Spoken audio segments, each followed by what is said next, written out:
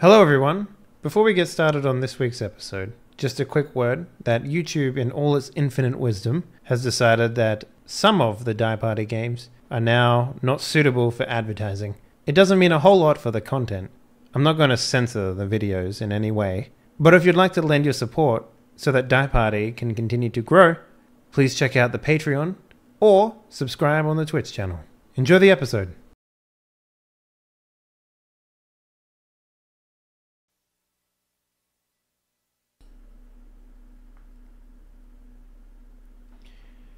Hello everyone, welcome back to week number 13, spoopy number 13 of Die Party LA at Night, a Vampire the Masquerade 20th anniversary edition role-playing bonanza. Extravaganza. Explosion. Freak show. Yep. Yeah, it's gonna be fun. We've got the whole crew back. It turns out Mother Nature was just being a bitch. Being a bitch. So we're all back. And at that exact moment, another hurricane begins to form in the Atlantic. Yeah, I know, right? This time it's going to go right across Florida and, where is it, South Carolina that Yeah. you live, and just destroy everything. I'm going to Lieutenant Dan that shit and just get on the roof and be like, come on! Take me! Get your fans out. That's right. Shoot some Point my fan at guns. it. Shoot some Yeah. guns at the Shoot hurricane. my gun at it. Yeah. Kill that fucking thing. Yeah, exactly. Like, I'm a Christian. I believe in Jesus. All right. So, ladies and gentlemen, we're going to go around and introduce everyone because, you know, you might have forgotten who we are. I'm sorry to say it's been a while since we've all been together. Let's start off with Tuesday. What up? How you doing? Yo, dudes. You're How's looking it a going? little grayer. Little different. Yeah, I had quite a shock earlier this week when I learned about all these hurricanes and when our show got canceled. I just, I couldn't handle the stress.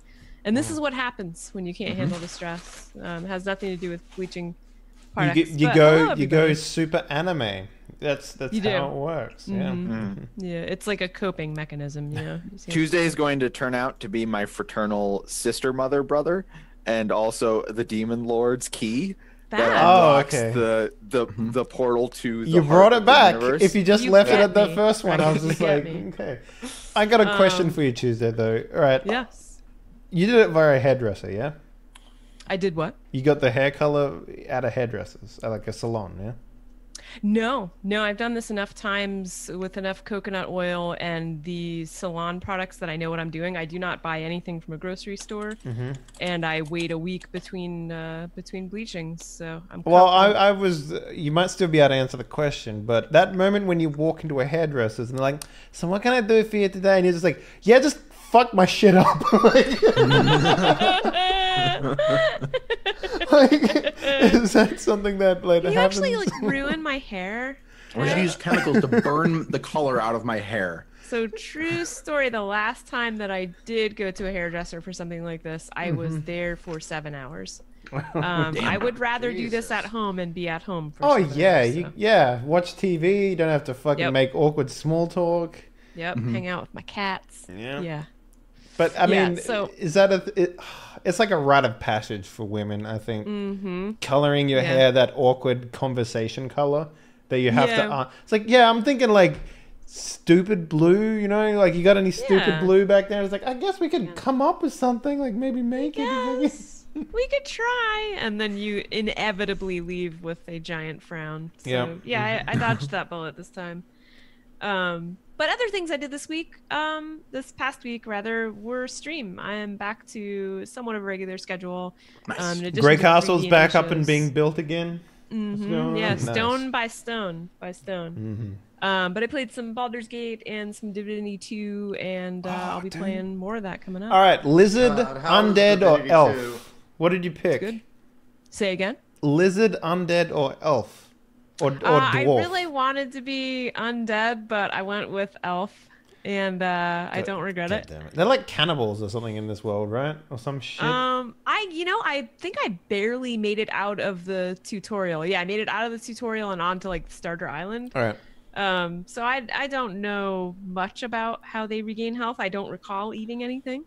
So, if I'm ever going to play that game, I'm going full racist, and I'm just going to have a team of lizards only. Do it. Yeah. Absolutely. Mhm. Yeah, the only lizard that I encountered was well, he is kind of The Red hoity-toity Prince, racist. or whatever. Yeah. Yeah. Yeah.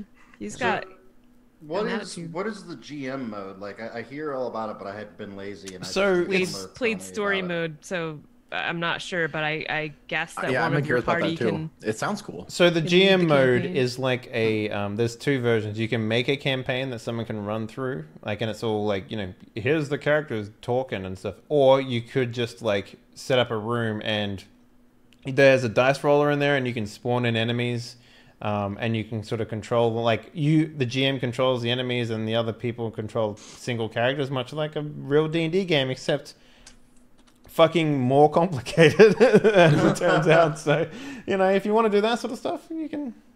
Yeah, Matthew Mercer did a thing for it. It's pretty self-explanatory. Yeah. So, yeah. Yeah, I like that it has that option. The story mode, I think, is where it's going to be at for me, at least for now. And then I'm going to do a 4-person game on Friday that should be super fun. But today I'm going to play Lavin, probably rather than Kel, who is the character that I played last time, which was super fun. Mm-hmm. Because we're all here and we can all do this and Yay. Vampires. get back to our regularly scheduled Programming. tomfoolery. Yeah. By the way, Brian, did you get a chance to see what we did last week in your absence? No, I have not. Brian never watches the shit that he misses. Yeah, He's too cool for that. we I'm played way too we cool. played Senators in the world. Really? Yeah, We did, and it was pretty damn cool. That's fun. pretty fun. Anyway, Tux Rodamius, my man. Yo. You removed your business attire and you dressed down for the show. You got comfortable. Probably got Yeah. some fucking slippers on. I Sipping could've hot been very close to matching cocoa. Spoot, but the first thing I do when I get home is get out of my work clothes because I hate them. Which are striped. Yeah, because that's what Spoot's wearing. Or Do you work Yeah, in it was modern glass. technology? Because as someone who worked in San Francisco, I could walk into a room and be like, let's play a game. How many people win plaid today? Everyone. All right.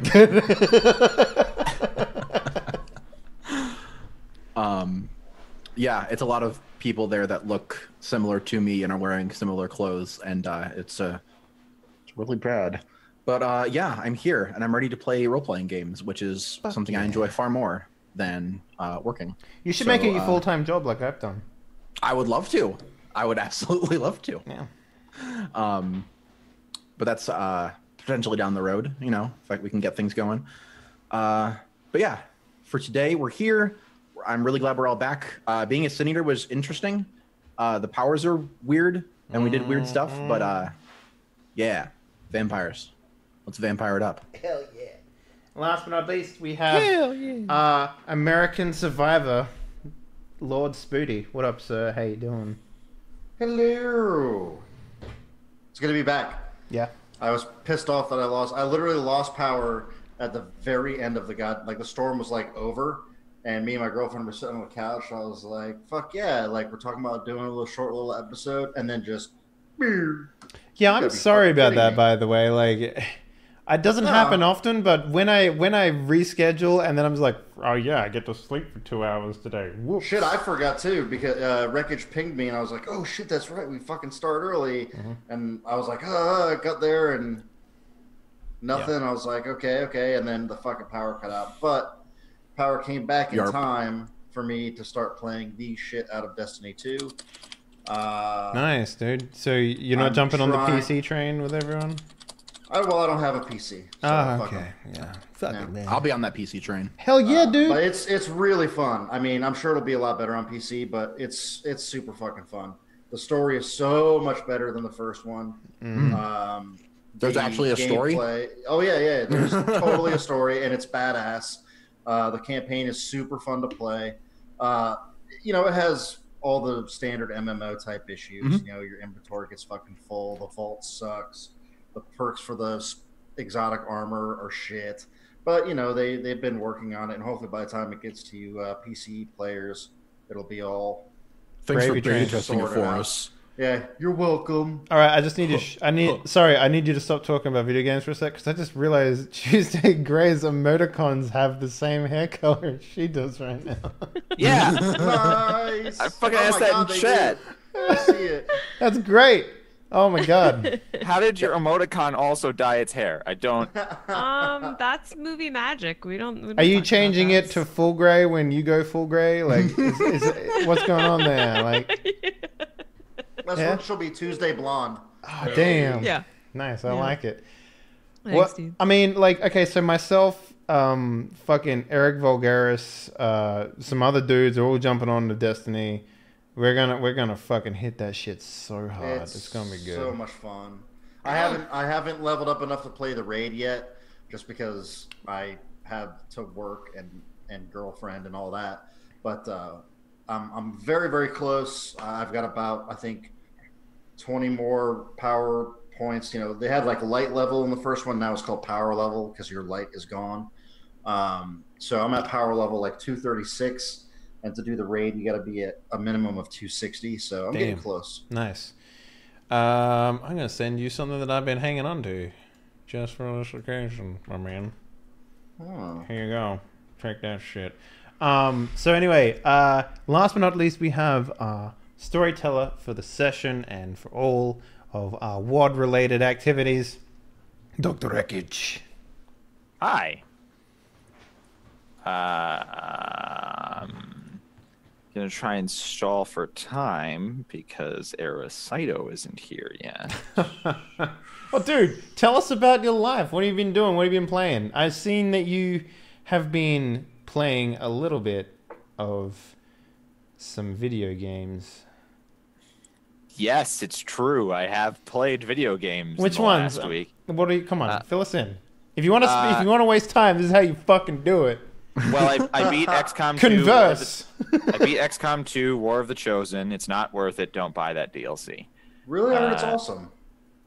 It's the exact same game. All right, Iron Man With, like, or like what were you 2 doing? bonus features. What were you doing? Hardest like- difficulty, not Iron Man. Okay, all right. And the only reason I don't play Iron Man is because it's a really glitchy motherfucking game, and I'm not gonna not reload when a glitch, like, fucking breaks my game or whatever. Like, it happens all the time. Save scum. I don't save scum for, like, situational losses, but I save scum for, like, you overwatched twice in one turn, and now the game is broken. Hell yeah. But that's what XCOM has always been. Like, the expansion just sort of expands the main story. Like, you start from fresh again and you get all this extra stuff. Like, I don't know. Mm-hmm. I mean, like, I beat XCOM and it was a good time, but I don't think I'd ever go back to it. I have no reason to. Well, I went back to it because War of the Chosen made it sound like there was enough reason to go back to it, and there isn't. Yeah. They charge fucking like $40 for that expansion. It is not $40 worth of content. That's a problem. That is a lie straight from the pit of hell. Like, do not buy that game. It is not worth $40. So what else Up have you until been the playing? end, I still thought like maybe there'd be an extra boss or something at the end, or like an extra challenge, or even, you know, an extra bit of story at the end, and there was fucking nothing. Anyway, I play after I beat XCOM 2 War of the Chosen, I went through the trouble of downloading Dark Souls again and modding it. Because Wait, now, what are you modding? That game is perfect. What are you changing? I'm playing the Dark Souls randomizer mod. Okay, yeah, I'll What the accept hell's that. that? I'll accept that. Basically, it changes the What do? locations of all the spawns of the items and stuff, as well as like monster locations nice. and shit like that too. The other one So that I would it- accept is like the hyper aggressive mod. That one's fun too. So basically, the randomizer one is all of the drops in the game are swapped with each other.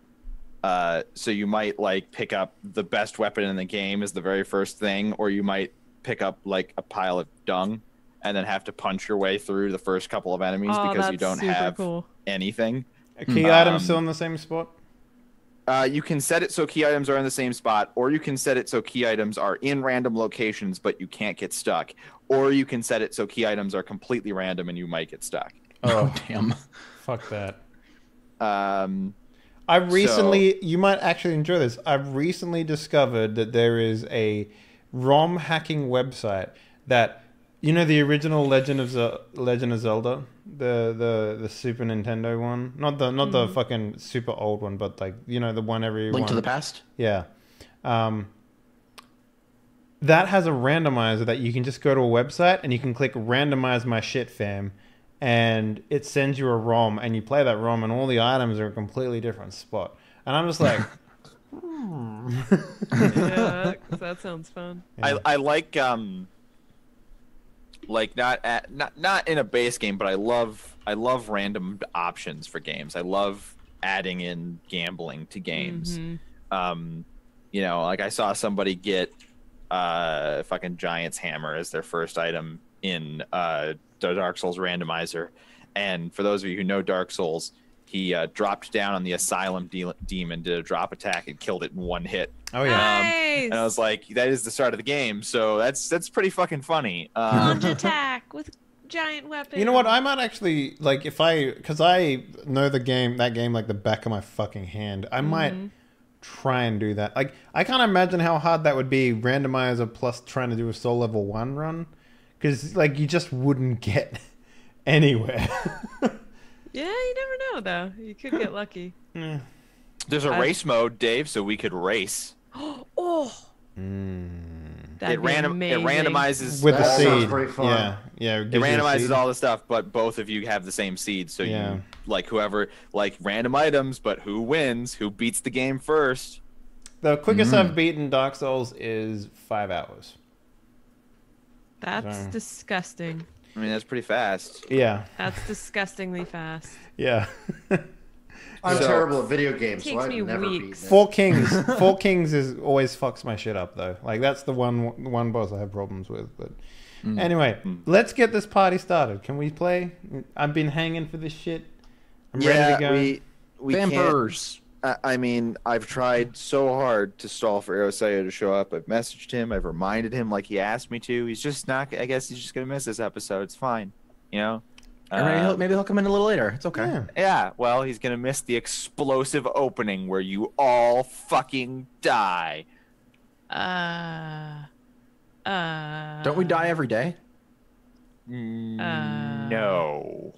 We did die that one day. You died that one time, though. Yeah. You don't die every day. You Remember don't. that one time? Like You don't 13 die But when we you turn into wake up. but we turn into a corpse every day. It's the age-old question. Can That's you kind wake? of like dying. If you go to sleep and wake up dead, do you really wake up? I mean, okay, Wow. but if you're dead when you getting went to deep. sleep and also dead when you wake up, Yo, we're gonna how have do this you go to argument that sleep? they did in fucking Scary Movie. So like, I'll fight anyway. Last time on Die Party LA at Night, we saw Sputnik doesn't know this, and also some people in the audience might not know this. The very, very last time that we were playing, and Sputnik was playing, and we were playing vampires, you guys had gotten back to report for what happened from the Sin Eaters, with mixed results from the Barons, especially a mixed result from the most important Baron, at least to you guys, the Red Baron. Amethyst, who Maria followed out of the warehouse and was like, "Are you sure you're not going to go cause problems?" And then she super didn't say yes or no. In fact, she just sort of dodged the question, and Maria was like, "Okay, I trust you," and then turned and left. I gave her that one. I mean, you tried. I gave her that one. Everyone gets one. Everyone gets one. You tried Now real hard. I got to play bad cop. Oh yeah, that'll work. So I'll fleshcraft her to a building. Damn it. so You're gonna be in my tent. So then on the bonus episode where Sputnik didn't have power and we only had 2 hours, we played as the Sin Eaters. And we played as Sin Eaters who weren't there the night that you guys attacked, but were members of the Sin Eater conspiracy. And we learned all about that Sin Eater conspiracy, including what their like true mission is, how powerful they are, what they know about vampires, and vice versa. And then Amethyst attacked the graveyard because obviously she was going to. Maria, you idiot. I gave her that one. Calm down, There was Scooter a- man. Okay. It was a really cool fight. Amethyst threw 2 fuel tankers at the graveyard. As you do. You know, as you do if you have 9 people who all have super strength and can, you know, Potence 4. Yeah. what? Hup, hup, hup, hup. 3. Like, 3, 2, 1. Throw a fuel tanker. And the fight was pretty cool, and there were living angel statues and magic ghost force fields, and the vampires were using welder's masks, and like they had boilerplates over their chests so you couldn't magically stake them. They Ned Kelly'd themselves. Oh, they Ned Kelly'd the shit out of it. And then the vampires lost, like, resoundingly. And the very last thing that we heard, kind of, was the Sin Eaters that were played by the player characters were like, "Hey, vampires," as they were leaving in retreat, like, "We want to talk peace." And then those vampires were like, "We're not the peace vampires." And then so the Sin Eaters were like, "Well, fucking tell the peace vampires then that we want to talk peace." And then they were like, "Okay." Love you, bye. And then they left. Damn it, what did I say? I love you. Fuck. Shit, damn it. Love you, Mom. God. Fuck. Gosh, shit. Fuck. I've been dead for no. I've been dead for 700 years, and I still lose my fucking spaghetti every time that I talk to someone. It's like So, just as a sort of a brief aside, what did you guys do that night? Because you were gonna like go out and get some food and like maybe do some dancing and maybe hang out a little bit. Like, you know, you had a pretty carefree night. yeah. Let's talk about it just a little bit. Can we have fed? Yes, you can have fed. You must tell me how you fed, and then I will tell you how much you got. I mean, okay, it's been a while since I played Damien, but I would probably potentially go looking for someone. Like, I got my ass kicked. I got my fucking ego bruised. I got, you know, wrapped up Twice. Yeah, like, so here's the thing. I would probably go for someone who is drunk, potentially stoned.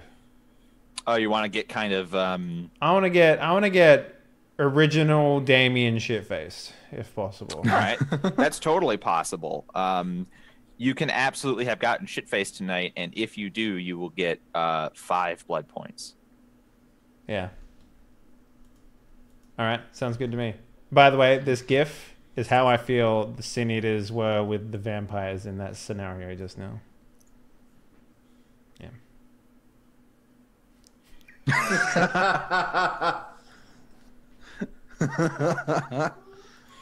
I would Very have good. gone. I probably would have gone with Damien, but I would have picked out again the biggest guy in the room and tried to start a fight and then sucked his blood.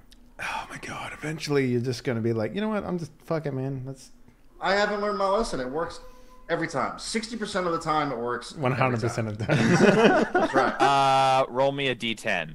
Wait, Dave didn't have to roll anything. Right. Because he didn't describe a method of feeding that required any roll. Because I preyed on the Bullshit, weak and man. helpless. You're looking to, you know, make yourself feel better by like beating up a fucking junkie. 3. Low numbers are good in this system, right? Sure. Yeah. So, you will. Let's see. Hold on a second. What the fuck is? Who's dying? That'd Sorry, be that's my dog. yeah. It sounds Okay. like a dog, man. Come on, calm yourself. It's a dog. It actually sounded kind of like a chicken. I've never had a dog that He like. don't does count it. sound like a chicken. Don't count it. We have made that comment before that he sounds like a barking chicken. Yeah. Right. So you will net 1 blood point because the rest of the blood you have to spend to heal your lacerations. When it turns out this guy has a crew and they all have knives. Ouch. Sweet. Great. All right, well, I got my 1 blood. I'm good. Sweet. Good job.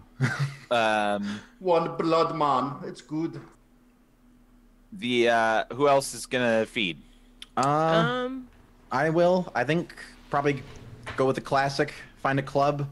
Find people that are just hanging out and be like, "Hey, what's up?" Sounds like you all go to the same club. Maria, you can get 6 blood points. Hey. I'm Lavin, anything I'm additional? very uncreative in the way that I feed. I just flirt with somebody and try and get them in a dark corner, and I think you're that's full. my nightly go-to. I have one. I could have one, I think, because All I right. have.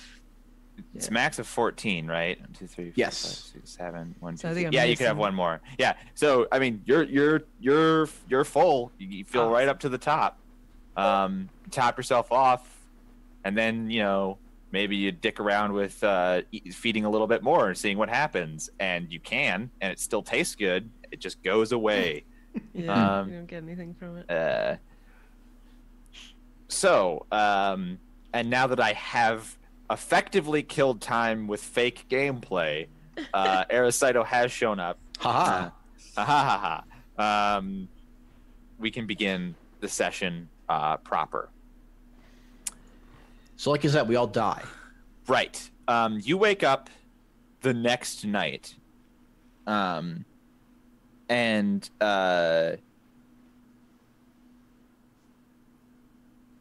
just before everybody else wakes up, Damien, Yeah. Oh yeah, I got that fucking extra 2 hours. Or whatever the fuck. Yeah. you have those extra 2 hours, but more importantly, first of all, they've set up the taste. They've started to close the windshield shades and stuff, or the windows and the shades, so that you can wander the building at least when you wake up early. Before everybody else wakes up, maybe like 15 to 20 minutes before everyone else is going to wake up, some people show up at the taste. Like Humans, obviously, because they walk in from out in the sun and probably startle you by opening the door. how would they? Like, Okay, but isn't it shut? no, apparently not. Okay. As I they guess walk I go. in- I frenzy and I kill them. No. Because you saw the sun when the door opened. I mean, you're startled for a moment, but like, oh, we didn't think anybody would be awake. You're Damien, right? Hang on, let me put this dog back. He's distracting me. Yeah. Yeah, what the fuck are you doing here? We're here on orders from Don Salvador. I like look around and so you're gonna have to remind me. Vampires, no instinctual knowledge of that this person is also dead. No. Okay. What about this person is Gould? No. I look at them and it's like, what do you know? Oh wait, I got to get my accent back. Sorry, I completely forgot about that. I was like, well, how much do you fucking know then? Look, we're going to wait for everybody else to wake up, but this is very important news that needed to be disseminated immediately as soon as, as soon as possible. You know how it is. No waiting around for answering machines and taxis and phones. So we're just the messengers. I'm here listening. Well, you can wait for everybody fucking else. Jeez. I guess like I'm reading a book and maybe like I got like my dog's a ghoul, right? So he's awake. Yeah. So he's probably next to me or whatever. I'm just reading. I don't know what I'm reading. Probably something. It probably wouldn't be. Let's be honest. It probably wouldn't be anything I'm learning from. Probably something stupid. Cosmopolitan magazine. The Inquirer. The financial. Probably. You're reading not. about Batboy. He was found in a cave. No, Oh my gosh. I'm probably reading. I'm probably like if there's any sort of like police wire or something like that that gets sent out, I'm probably reading about that. one of the sections in a local newspaper, any local newspaper, is police reported crimes. So you can read that. Sure, yeah. It's probably like a couple of papers I'm going through. I don't know. Yeah. All right, yeah, you're reading that. So I don't know. They go, yeah, we're gonna wait for everyone. I was like, I just pick up the paper again and just go back to reading.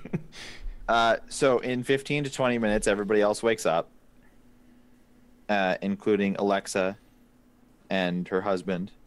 And they're of course like, whoa, what? They're very concerned, especially. Yeah, they just fucking walked in. Like they didn't give a shit. Well, then they must have had a key, which means that they're with Don. Oh, so you did lock it. Okay.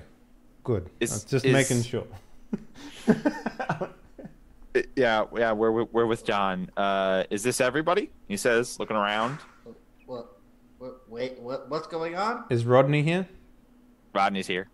Hi. Yeah, this is everyone. Yeah, I'll wander out hello. too. Right. So, well, big fucking news, and there's another mandatory meeting tonight.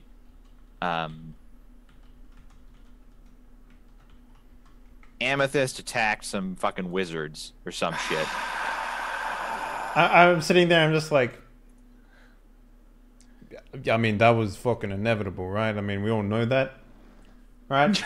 Like, except for face palming Maria. Yeah, it's just like, so, I mean, what's the news then? Well, nobody died. So that's good news. Yeah.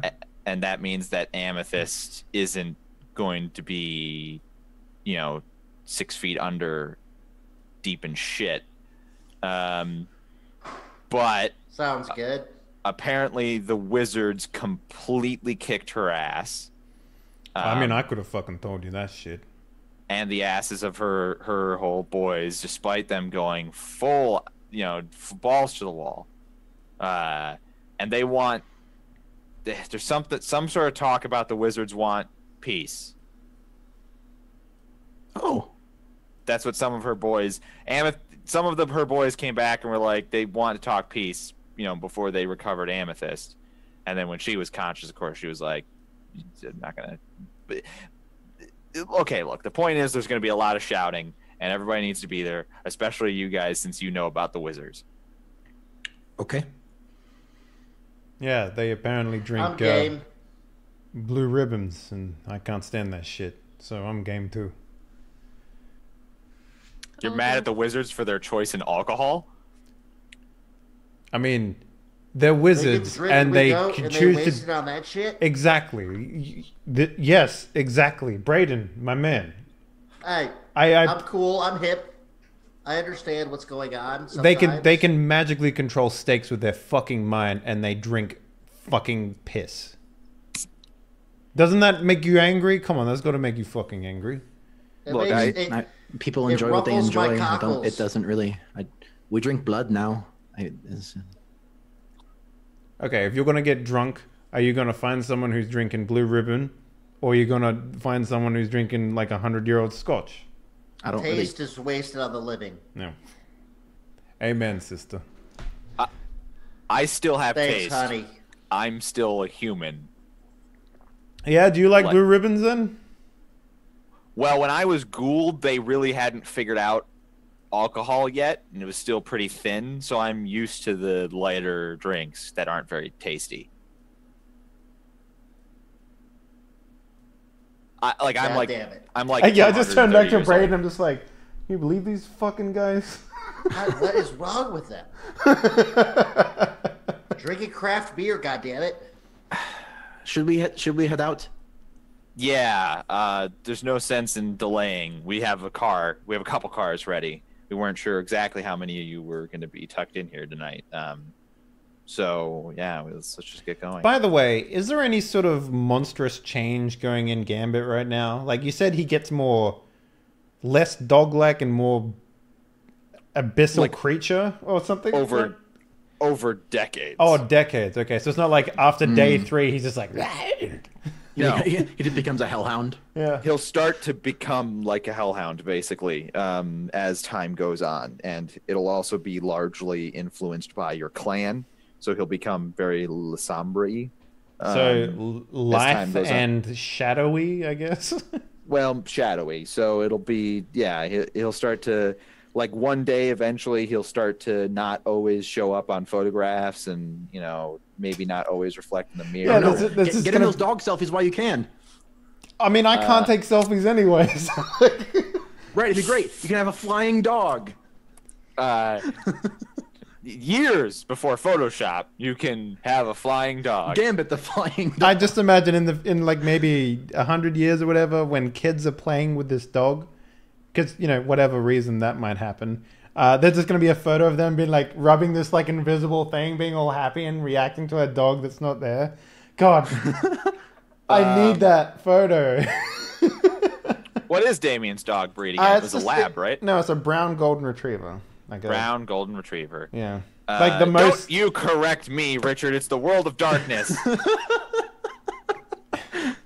Like shitty computers that were still green and black with green and black pixels are all that's left in the 90s in the world of darkness. They haven't even moved into. So the Alien movie That's a was shitty like computer? super future technology.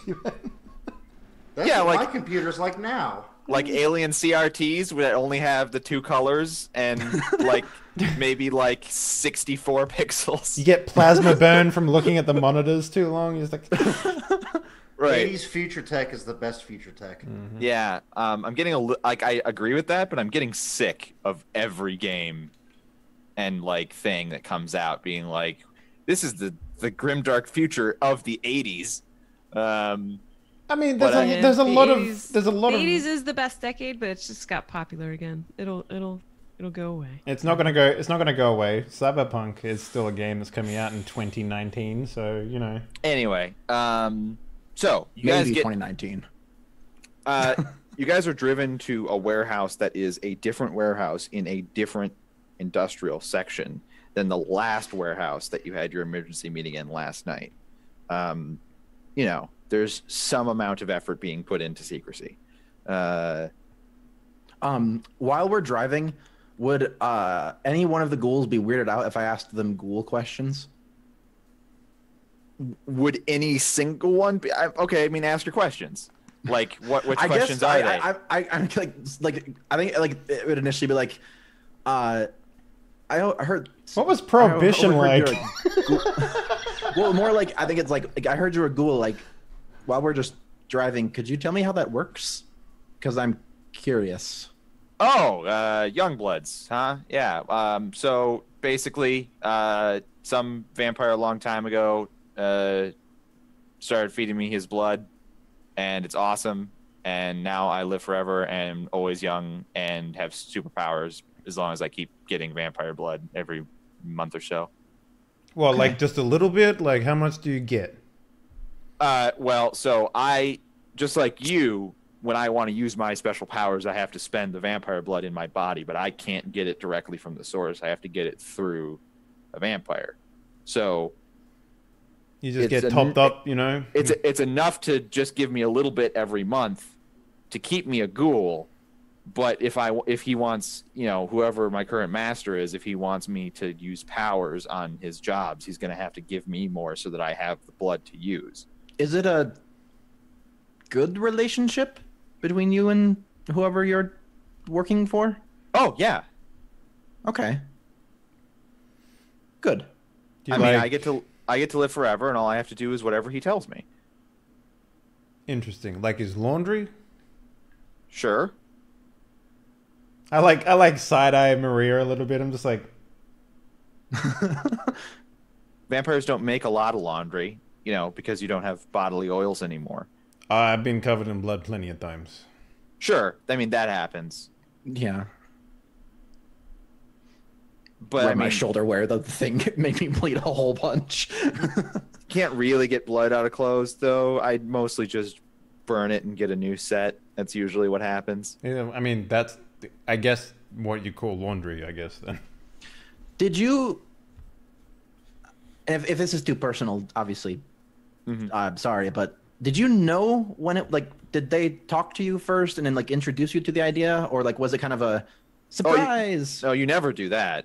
I mean, you introduce the idea to somebody that there are vampires and ghouls and they're a breach of the Masquerade unless they're already a ghoul. So, you know. So you wait catch until 22 then, huh? Well, you ghoul them without them knowing. Then you tell them, hey, you're a ghoul and that's why you want my blood. Here's my blood.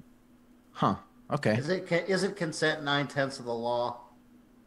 I mean, not back then. Okay. Yeah, it's considerably harder to do it now, I assume. Well, I mean, being a vampire is illegal if you really want to get into it. Really? So what was the turn of the century like then, huh? We Simpler. partied like it was 1999. We're not that far yet, Brian. We're in the 1990s. Oh, the last century. Yeah. 1899. 1899. Yeah. You know, if this I was like mean- the early 2000s, it was like, what was the turn of the Yeah. century like? It's like, that was like 4 years ago. So We all had canes and pocket watches. I mean, the last 100 years have changed pretty fucking quickly. Like the 100 years before that, not so much. It was all pretty much the same. how much were the vampires like Dracula back then? Like, bleh, sort of thing. None. Well, I was ghouled by American vampires, and American vampires have never been like that. But the European ones are. Let me tell you. Fruity. Well, Great. the old ones, you know, they really do sort of fall into that. You know, they used, you know, way back before. He's just sort of saying, you know, he's driving. He's doing that sort of like henchman who knows a lot of stuff, like bit. It's like way back before, you know, way back before. This the, means he's gonna die, guys. So like, get what you can. Way back before the Inquisition, vampires used to openly rule like their fiefdoms as vampires. Huh. And so, you know, those old European vampires who survived the Inquisition, they still have that whole, you know, the lord of the land's castle, and I'm king of my fiefdom. And So all did this. you like fuck up paladins and shit? Like, Well, I'm not that old. But there are vampires who've killed inquisitors and had to fight the Inquisition. That's why there's the Masquerade. The Inquisition was a cover for killing vampires by the Catholic Church. Well, that makes sense. Interesting. And so then we had to go into hiding because it turned out that actually when humans organize, they have a pretty good advantage against vampires. So that's why we hide now and keep it all secret. right. Right. Any other questions, young bloods?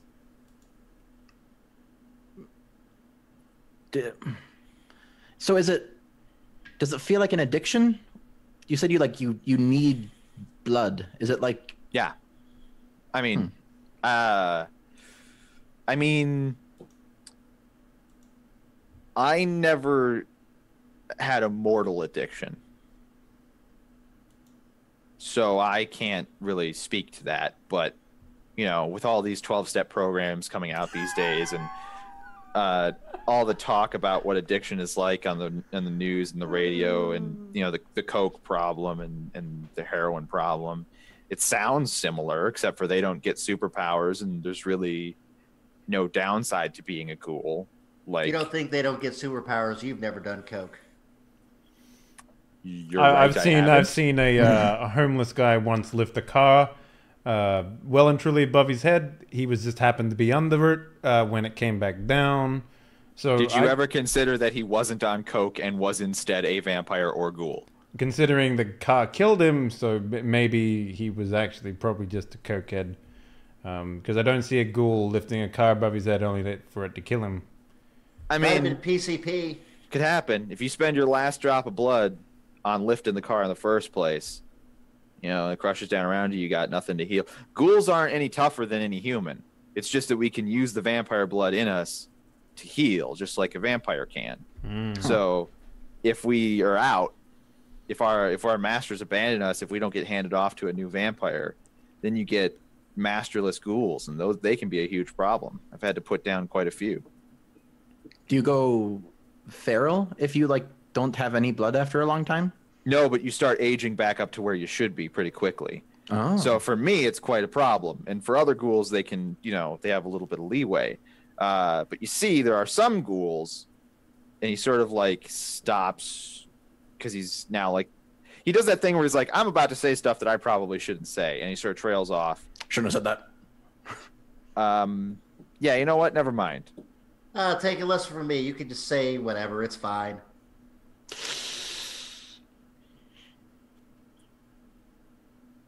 I like no one says anything. Hey, look, we're here. He puts the car into neutral. I turn around and face the corner. So Robbie's back. You guys are at a warehouse now. You head in. Unlike the last one, which had this sort of like hidden sub basement, this meeting is this warehouse is filled with shipping containers, and they're stacked pretty high. They're like stacked like 8 shipping containers high. And then there's a guy at one of the shipping containers, and he opens the shipping container when you show up, and like the 8 high stack is actually hollow. Mm-hmm. So so there's room in there. It's a warehouse inside of a warehouse, basically. It's another building hidden by. It's like a mirage. That's not at all a metaphor for what's happening here. Not even a little bit, Tux. All right, teenage Keanu Reeves. Let's. Whoa. So you guys get in, and actually, like, people are pouring in. There are more barons here than there were yesterday, and Amethyst is there, looking dejected in a corner, but she's like on the far side of the room with Don Salvador and McNeil and some other people that you haven't recognized, and somebody who is there today is Mohammed, the guy who runs the Crips Sons. We saw him the first night, didn't we? Yes, he was one of the people who immediately advocated for your eradication. Great. Great. And I look at Maria and I say, Amethyst looks kind of down. Do you think I should like go comfort her a little bit? Like maybe no? Just wait till later. Okay, I got you. But now is not the right time. Maybe a little sure. later. Okay, good. I thank you for that advice. I will go comfort her later, and I'll tell her it was your idea. I don't think she actually likes you. Oh, I'm sure she does. I think if you talk to her, she gets mad.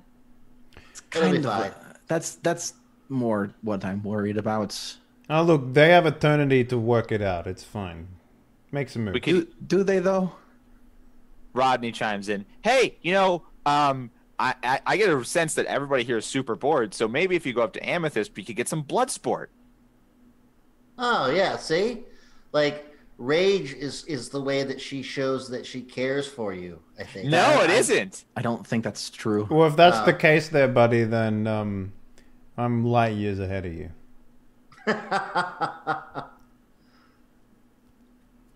You should probably rethink your tact. Start with roses. I don't know. Like the deepest shade of red you could get, I guess. Like blood. I don't know. Maybe put some blood in it. I don't know. That makes sense.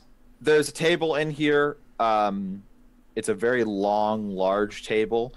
There are some tarps and some work lights that are providing lighting. It's like a Viking longhouse. Sure. Oh, boy. I really like this environment. So, yeah, like a lot of barons are showing up. Also a lot of like singleton vampires, like all the single vampires. Not all the single vampires. All the single vampires. No, all the single vampires. I like the idea that Tux just like slammed like a fucking few lines of coke before coming into this game, and now he's just like, I did just get back from work. Yeah. Now put your fangs up. All All of you are dead to me.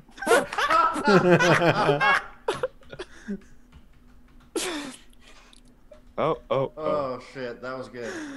I enjoyed that. Thank you. Right. So the vampires are pouring in, obvious leaders, obvious groups, and also obvious completely alone people. People who are not associated with larger groups yet. Which is exactly what all of you are going to be for making that joke. The end. Okay. So people are like filing in, and it's starting to this is a quite large space. Like, don't as far as like 8x8 shipping containers is pretty gigantic, actually. Like, you could have a show in here. You could have like it's basically a rave. like 8 cars by 8 cars. Like, that's one Shipping containers are actually 2 cars long. Mm-hmm. So yeah, I mean width wise, right? So it'd be 8 by 16, I guess. So it's it's longer than it is wide. It's also quite tall. But you could have a show, a rave, like you could have. So as people start to file in, it starts to have the sort of din of a crowd that's small talking to one another. Mm-hmm. And it starts to feel like this is the least personal and small and largest meeting that you've actually been in a vampires. In fact, it easily is the most vampires that you've seen for certain, even more than when you were sired and all those people were there and when you woke up. So this is now a rather intimidating sized crowd. And after about an hour, like a couple of fights have broken out and been put down. 1 or 2 people have been thrown out. I mean, that's part and parcel for the Anarch state, right? No one really, like, everyone thinks they're the leader of this bitch, so like. Well, it's a little bit of chaos and a little bit of knuckle dusting is to be expected at an Anarch meeting. Mm-hmm. Does it just seem like they're waiting for everyone to arrive before they like start? Well, about an hour later, it's finally McNeil is the one to shout in a very Scottish that I can't do very well accent. Ladders!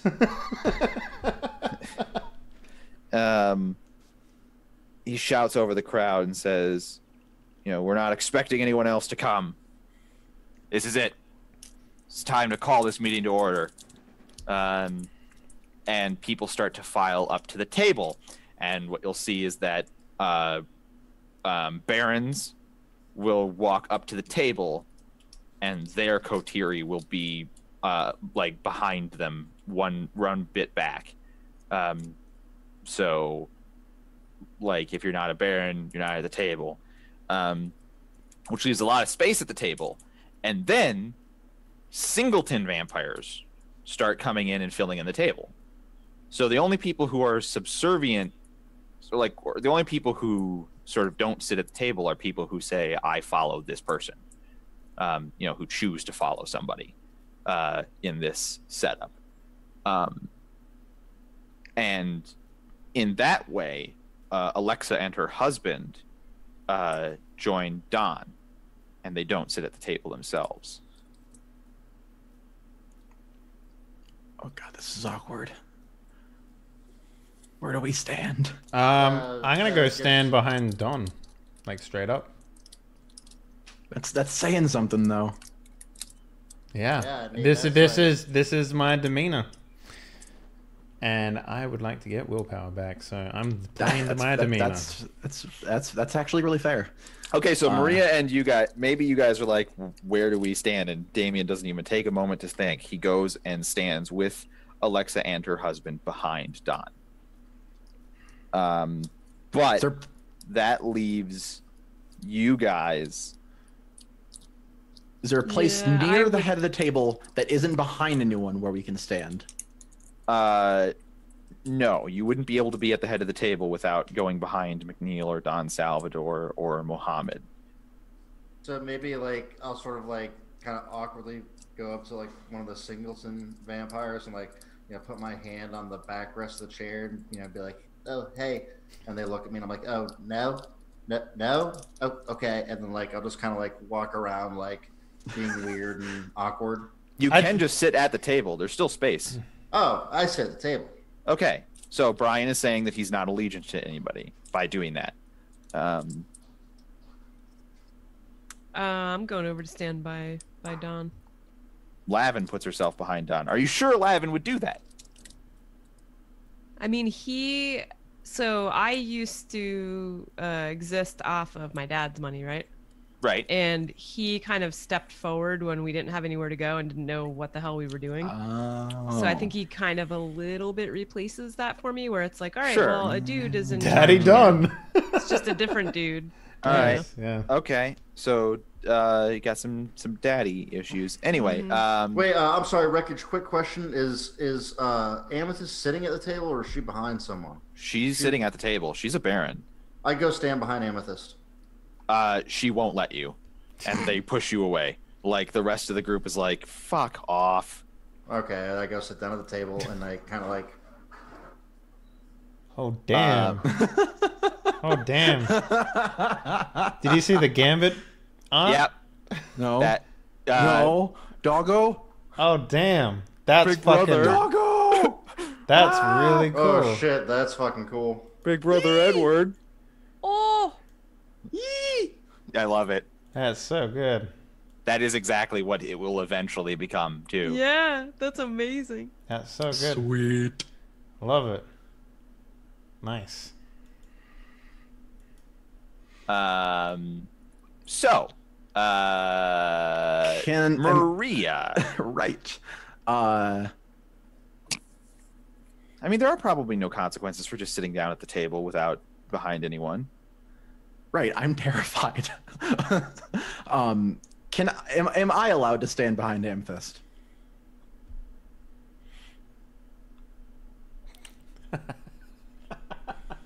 If you say yes, you're just fucking biased about the whole biased. thing I'm trying I'm to told do you. here. I've made that clear from the very beginning. That Amethyst hates you, and she doesn't hate Maria, but She'll come around. that's a very... Okay, Tux, before I answer this question, walk me through, in Maria's head, the moments leading up to her deciding to attempt to go behind. Like, why does she want to... why does she want to say that? What is she trying to accomplish? What is her thought process with this?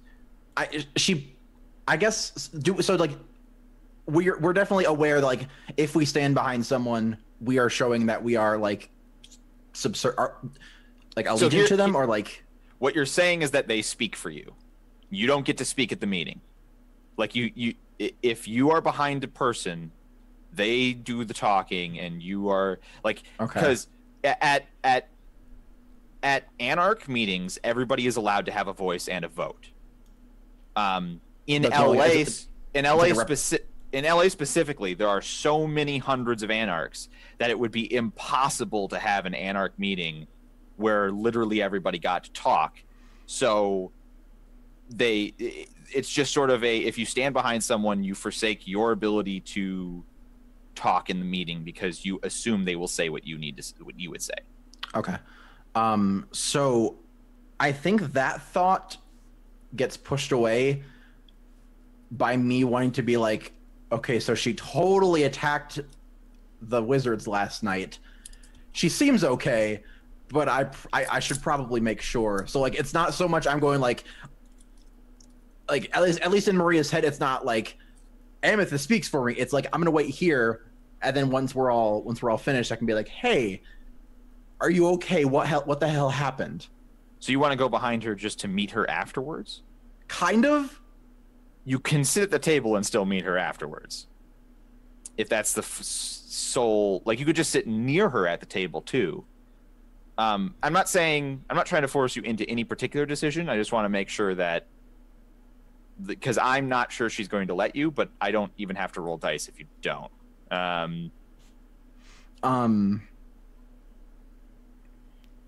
Also, I have a quick question. What does it say? Like, we were assigned this as a group, right? Like, this group was like, this is a group of vampires now. What is the likelihood of us being split up and putting our allegiances in different places? Like, does that mean much? You could do it, but you can't do it until, like... So at Elysium, later in the month, they're going to basically decide whether or not, simply because of the fact that a lot of you are Sabbat bloodlines, they're going to decide whether or not you get to live.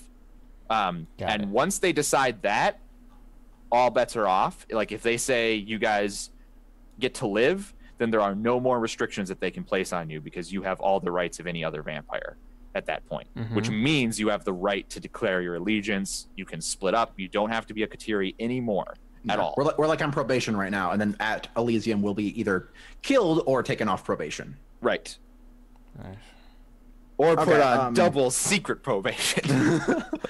All right, so...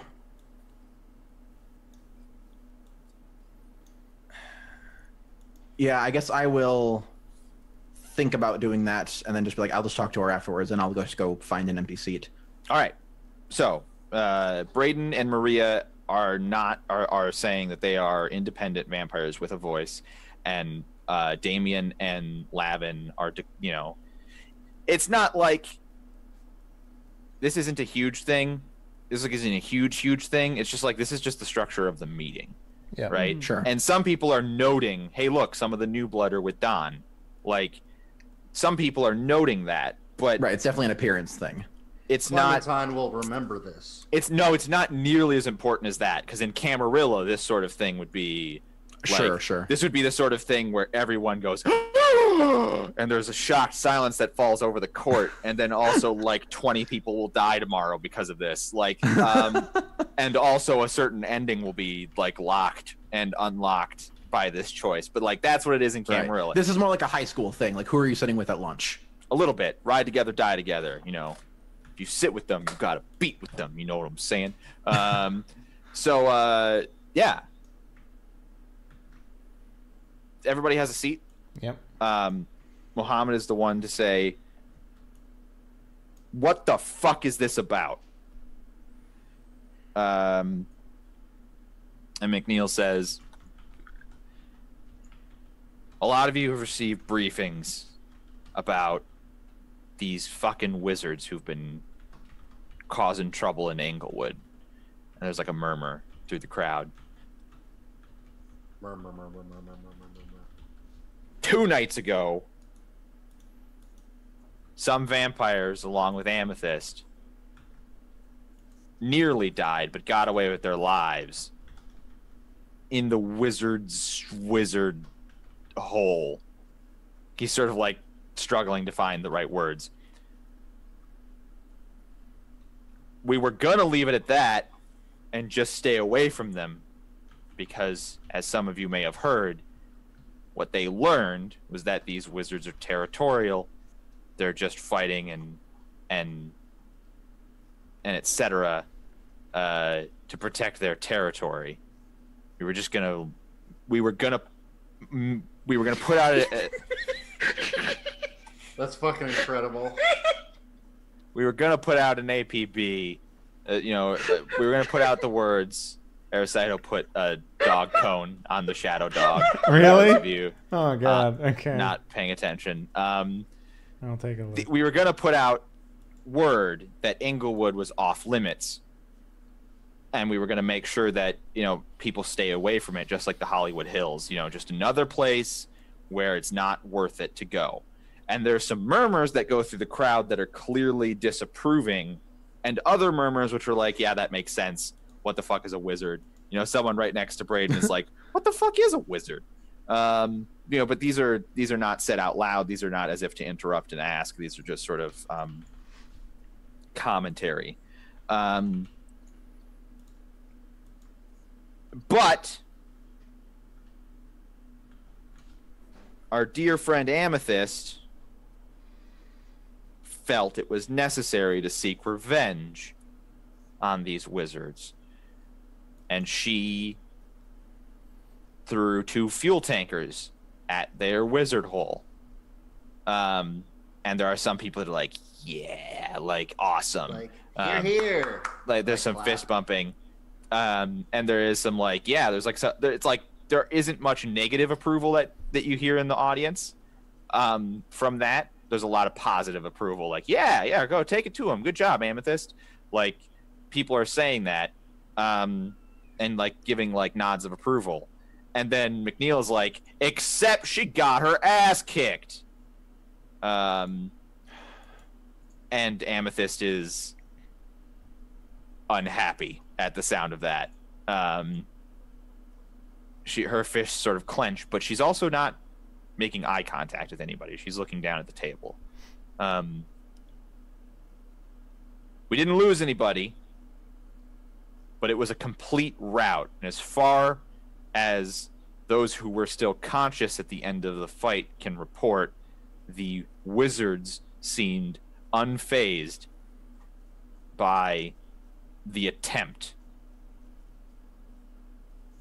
They also left with some parting words about seeking peace with the vampires. He says sort of the vampires with air quotes, like that's what the wizard said. That's not what we are. And there's a lot of side talk. And Mohammed is the one to say, peace? What do you mean peace? What do they mean peace? And McNeil holds up his hand and is like, we don't know. We haven't heard anything more. We don't even know how to contact them. This is a meeting to discuss what we do next. So the conversation, because I'm not going to role play 20 of me talking to 20 of me. No, I need to be immersed. Okay, you're going to not be immersed by what I would be able to produce under that scenario. Nope, we're going for 8 hours tonight. Go. The conversation proceeds. Tux. Slow down, Tux. The conversation degenerates quickly, but you get a very strong idea of how Anarch meetings go. Everybody wants a say, and everybody has a say. It goes around the table, and people make a lot of interesting points. What about the vampires that we've lost? Well, what about how powerful they are? What if they decide to do open war? Like, we don't know what they can do. We don't know what blah, blah, blah, blah, blah, blah, blah, blah. We don't know how much they know, especially after that fight. Like, all of these things are passed around. As the argument is sort of progressing, and it's starting to get increasingly heated, and you realize that a lot of barons at the table are acting exactly like Amethyst, in that they seem to pop off, not control their tempers, get into fights. At one point, like, two barons literally start fighting each other over a disagreement about, like, whether or not to get revenge. And it's like their two coteries have to pull them apart. Lavin, as the fighting progresses, your vision tunnels, and you hear a voice in your head.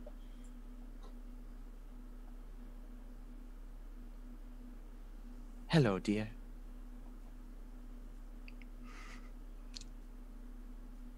Mrs. Doubtfire? Fucking goddamn. You just see me kind of looking left and right and squinching my eyes. You're not quite sure how to place it, but this feels awfully familiar, Lavin. Not the person, but like this feels familiar. Okay, yeah, this I hate feeling. you, Spoot, and I hate you so much. Hello. I see you're having a bit of trouble. And I almost speak out loud, but in my head I say trouble?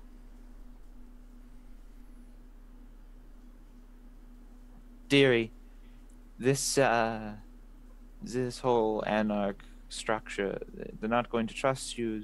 In 2 weeks they plan to execute you unless you show yourself to be useful to them. And right now, Right now, you're not doing anything. You're just sitting here behind Don Salvador, waiting for him to say his piece. Execute? Oh, yes. When the vote comes at Elysium, have no doubt that they will not tolerate Sabbat blood. Who are you? There's no time for that, my dear. And also, I don't want to tell you. We've but done plenty. We almost gave our own lives They 2 don't. nights ago. They don't care about try, dear. They care about succeed. And all you've done is make things worse. So far, I have a piece of advice for you, my dear. I think that this is very important for you to hear this right now. There is just as much glory for the victorious conqueror as there is for the peacemaker. Conqueror. They are talking about how they could seek revenge. They are talking about how they could make peace. They do not even know how to contact these wizards, as they call them. But you, my dear, you can. Step forward. Step forward, my dear Lavin. Show them that you can reach out to these wizards. Show them that you can make peace.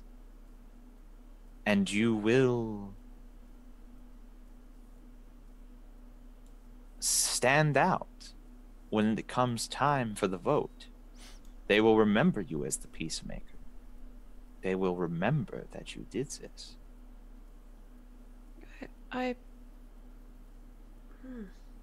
If anyone's looking at me, they definitely see me like kind of rubbing my head like, what the heck is this? I mean, there's so much stuff going on in so many conversations that probably no one's noticing me. So that just sort of hits home for me. It's like, oh yeah, like you don't have to be under this dude's wing. You know, I can say what I think we should do, and with that, I take an empty seat at the table.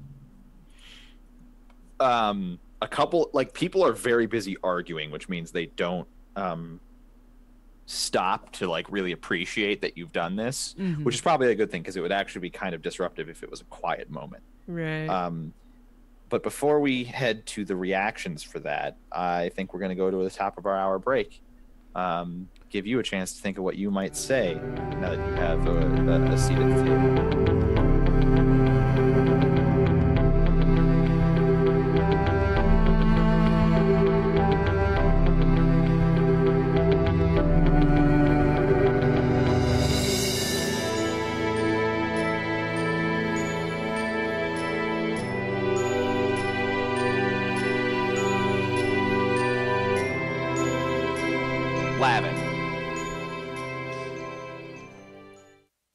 Sir.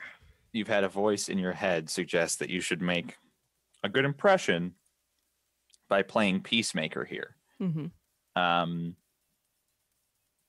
are your thoughts? Yeah, so my thoughts are to not make peace, but to use my ability to contact those who want to make peace and make the motions toward peace, and then crush them. All of us crush them. Interesting thought. So because here's my thinking. They said they wanted peace, but they've been slowly killing vampires. So in my thought process, what happens is we say we make peace, but they keep slowly killing vampires. Well, they've made it clear, and you guys have learned, that they kill vampires who trespass on their territory. It's not just random attacks. So peace would theoretically involve telling everyone not to go on their territory. But you do you. The point is, you can use your power, and no one. It wouldn't. If you're going to use your power, you should use it. You don't necessarily need to stand up and say that you want the floor, because you can use your power silently. Mm-hmm. from this perspective, from the room anyway, and start to actually,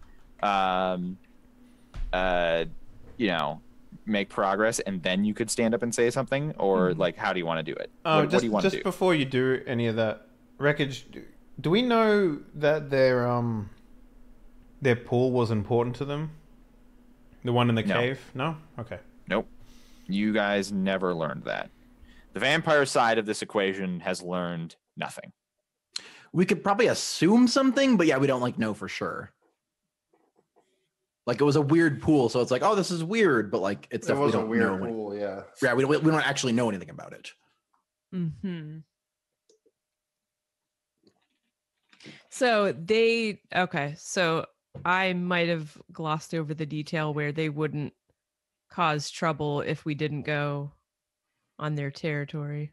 That's something you heard when you were eavesdropping on them the very first time you encountered them before you started fighting. Okay. They talked about how many vampires they had fought, and they also mentioned that they only fight them when they come into Inglewood.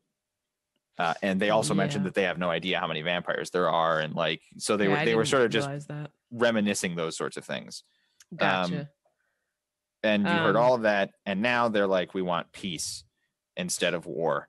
Yeah, that's a game changer. I didn't realize that they were only, in my mind, they were kind of vampire hunters, but they're not. So it's something that Dave originally thought they were, but they aren't.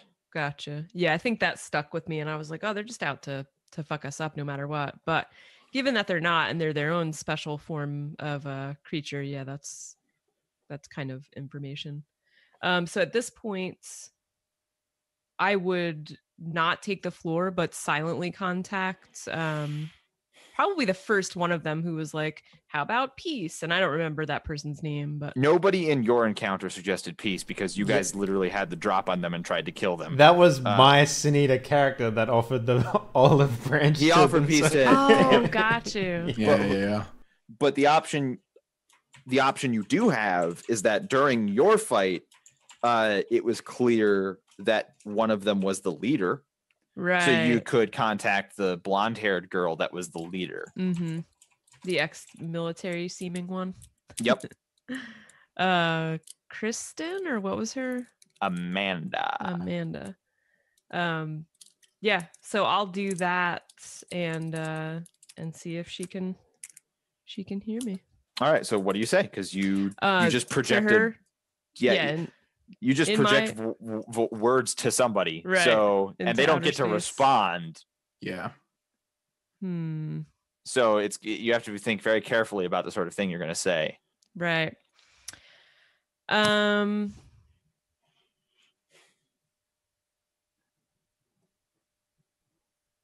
Okay. So again, no one in the room can hear me, but I say, I wanted to call her Kristen again. Amanda, my name is Lavin. I am a vampire. I have been in the mausoleum. In fact, I was there 2 nights ago when the fighting broke out. Peace has been apparently suggested on your end. I am also interested in this. I am at a meeting of vampires now, and we'll see if we can make progress on peace.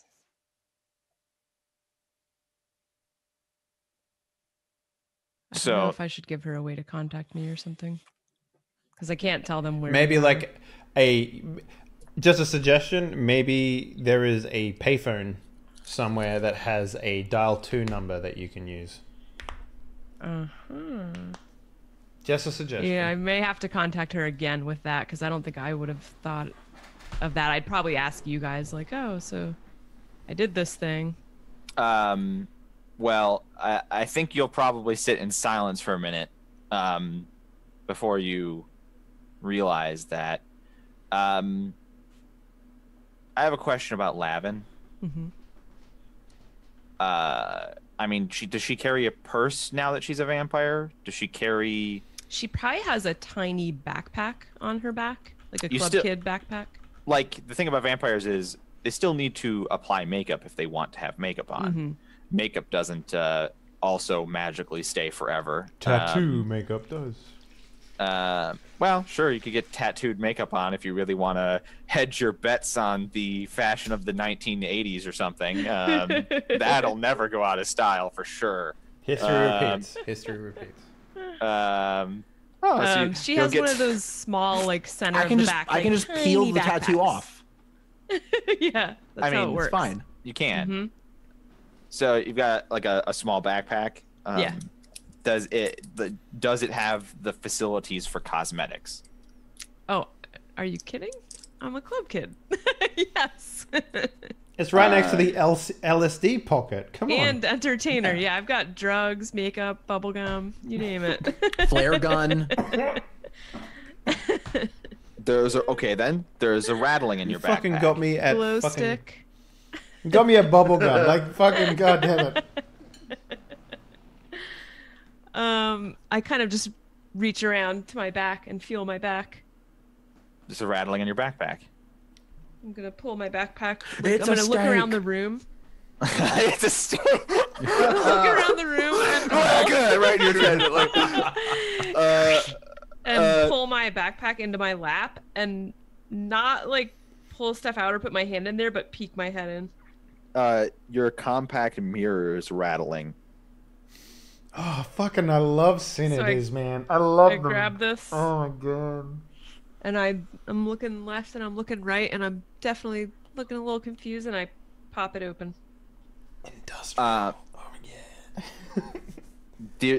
You pop open your little compact mirror, and you are overcome with a sensation of hunger because on the mirror, written in blood, backwards, is the word "message received." Oh my god. Oh my god, Sin Eaters are cool. Yeah, no. There's cool. a Sin Eater power that you can get where if you call someone, you can fucking project your mind through the telephone and like fucking bitch slap them on the other side with telekinesis. God. Like Super cool. Sin Eater powers are the fucking dopest shit in the world. Like Yeah. I had a terrifying thought that a steak was going to come out and she was just going to Yondu us for What is Guardians of the Yondu us? from Guardians of the Galaxy. Oh, yeah. gotcha. They kill everybody. Everyone dies. I'm sorry, Ronan. I didn't. And it's my fault. I was like, Yondu? Who's Yondu? I know that word. I know that name. Oh, that thing. Oh, that would be cool. So now that I it's have ghost this, blood, guys, not real blood. this communication open with her, I'm going to wait until the time seems right and You guys become pen pals, like, sup, And everyone bitch? has my And hand. she's just like, hey, what up? yeah. Creepiest pen pals ever. Yeah. The overall meeting has been going around in circles a little bit. Mhm. So when With just bickering and junk.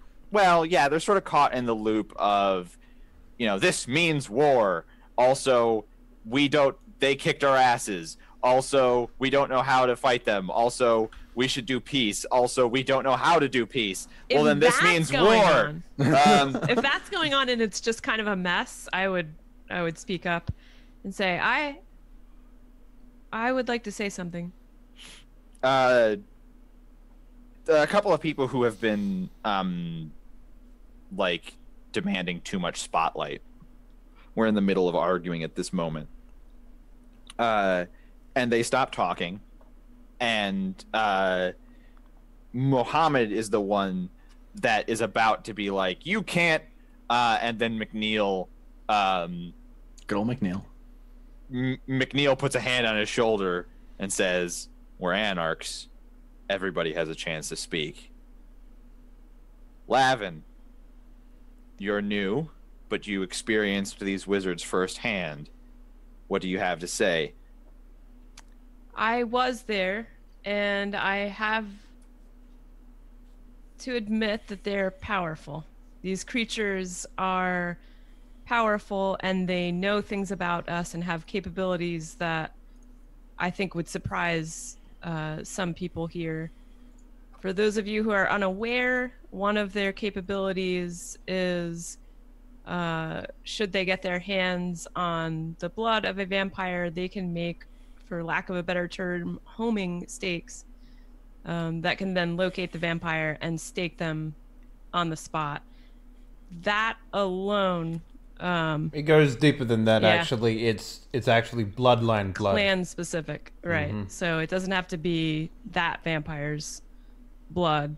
And so then there's a couple of people who interrupt you and are like, see, we can't possibly fight them. And then someone else is like, no, this is all the more reason to fight them. Okay, listen, I'm going to suggest that it isn't about whether we can fight them, but we each have our territories. They have their territory. Now, there will be loss of life or unlife on either side if we decide to try and take their territory. I am suggesting that we do not need to take their territory, but simply avoid their territory. It is, after all, small. If they are willing to be non-aggressive in response to our being non-aggressive, and if anyone is willing to discuss this, I do have an open line of communication with their leader. What? Well, there's a whole bunch of people like, what the fuck? It's like a lot of people are about to start shouting and arguing, and McNeil jumps in and says, Lavin, explain. How do you have a communication with their leader? I am able to contact their leader, Amanda, clairvoyantly, I guess is how I would explain it to them. Telepathically, maybe? Yeah, I guess telepathically. Using telepathy, and she is able to communicate back to me using my mirror. You like slide it on the table or something? I think I have it in my hand, and I just kind of glance down at it, because to me this is like probably one of the coolest things I've ever seen. I'm not setting it on the table. I'm not letting it out of my hand. I'm looking at it like... Well, the two people sitting either side of you look like, obviously, and they're like, that's why I smell blood. There's a message in blood on the mirror. And someone else is like, so they're fucking weird wizards. They're powerful. I'll say that. All right. Look, we all know that the young bloods are of unknown origin, and that is something we'll discuss at Elysium. So it's not unreasonable that she might actually have this power. But you're going to have to prove it to us. Make sure this isn't some sort of trick. I can prove the power. If he's still talking, I would have definitely cut him off at just kind of being annoyed that he accused me of lying, because if there's one thing, I'm not. I can prove it. Oh, yes, please do. What would you have me ask them? To have them write something specific on the mirror before our eyes, so that we all know that this is an open line of communication. Okay. Give me a moment. So I'm going to contact Amanda again. Write avocado on the mirror. I'm going to let her know that there are some in the meeting who are dissenters and are having trouble believing that I'm talking to her. And I ask her to write, she tells the truth, or Lavin tells the truth in her next message. Did she spell your name wrong? Lavin tells the truth. So, do you show the mirror as it's writing? So I think that would be the wise thing to do. That's sort of the accusation, is that you're maybe a Malkavian who's hallucinating and just writing the blood on the mirror yourself. Yeah. Like that's sort of the accusation. So I'll start saying I asked Amanda to say Lavin tells the truth, and I'm turning the mirror, out toward the table, toward the center of the table, and kind of rotating it. Yeah, so everyone can see as it's written. It's written backwards, and there's a couple people who are like, I don't get it. Like they can't really flip it around in their own minds. Right. But McNeil is the one to step up and say, all right, so it's no longer a question of being able to make peace. The question is now, do we make peace? And other people are arguing like, yeah, well, what kind of terms? What about recompense? What about reparations for the blood we've lost? They lost people too. I mean, they just live in a hole in the ground, guys. They could be allies at some point. This is all big talk, but they fucked us. What about Amethyst? We all know she wants revenge. Amethyst doesn't say anything. She doesn't look up from the table. I think some of us may be overvaluing revenge, and I kind of just sideways glance at Amethyst. Not that she notices me or looks my way, but... She adds your name to a list. Yeah. In her mind. The list. A girl will kill list. you. Yes, Braden. Yeah. Wizards. Lavin. Yeah. Lavin. No. Wizards. Braden.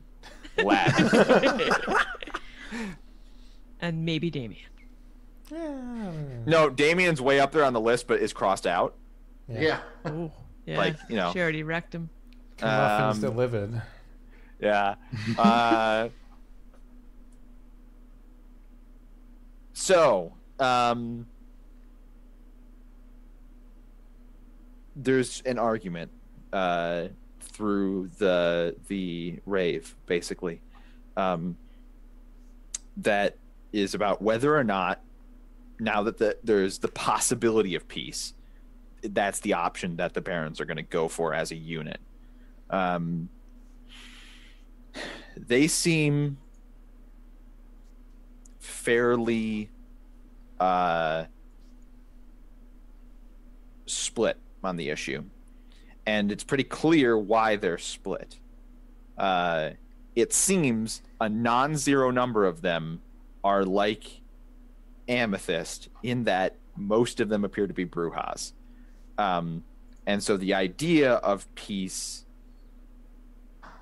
it doesn't offend their sensibilities so much as they're angry about the story they've heard. When you tell them that they have homing stakes, they feel fear and they can't repress that fear. When you tell them that they've killed vampires, they feel anger and they can't repress that anger. And so the faction that wants revenge is not making any headway on the faction that wants peace, and vice versa. Like the room is split on these two sides. A perfect scenario, an opportunity for player characters perhaps to attempt to sway the vote. No, I want to hear you argue with yourself more. I was gonna say, so Braden kind of leans forward and says, "Listen, what about a compromise? Are we willing to compromise around this table?" Listen. How do you compromise between peace and war? Says one guy. Well, you use your fucking head and think about it for a second, and don't be so goddamn irrational. Listen, we call peace, right? These guys live in a shitty fucking hole in a goddamn cemetery. We can't even get blood over there anyway. Who cares, right? So we don't fuck around with them. However, we let them know that the second they break any part of this truce, any part of this peace, that we will decimate them. We will group up in force, in numbers, all of the Anarchs in this room. Not just the Brujas, not just Amethyst's crew, not just those of us that survived. I mean, it's survivable. So we all group up and just wipe them off the face of the planet. One of the vampires who's been speaking up for peace stands up in response to that and says, I would be willing to agree to a deal where the price of peace is the promise of open war. So it's a Cold War then, huh? That's what I'm saying. Kind of like mutually assured destruction, you know? As long as it means peace now, I assume that these wizards value peace, since from all indication they have the upper hand currently and are still offering it. I assume that if peace is reached, peace will be maintained. So I am willing to promise my coterie to the war should they violate the truce. Beautiful. And so there's some people who are like, okay, that changes things. Like, if everybody agrees to war for sure, then maybe we'll try peace first. And I mean, Amethyst, I'm sure you would like to go to war if they fuck up, right? And I wink. Like, there's just the crunch of wood underneath her hand. I second this. We have nothing to gain from revenge. And I will join the war if they fail to keep their end.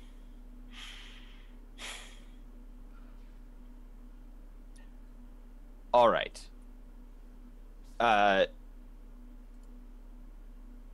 McNeil stands up. All right. It seems like we've hit upon a possible compromise here that can sway the vote. But such a dangerous contract requires specifics that can't be written out on a compact mirror. Then again, he sort of looks around. I know that there are some at this table where if we attempted a peace meeting, there would be saboteurs.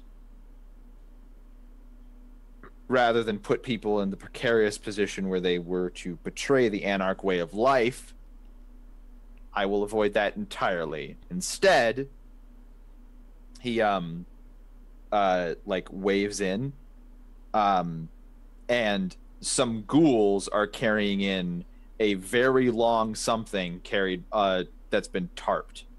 He's like, instead, and they set it up and untarp it, and it's a mirror that's like 11 feet high.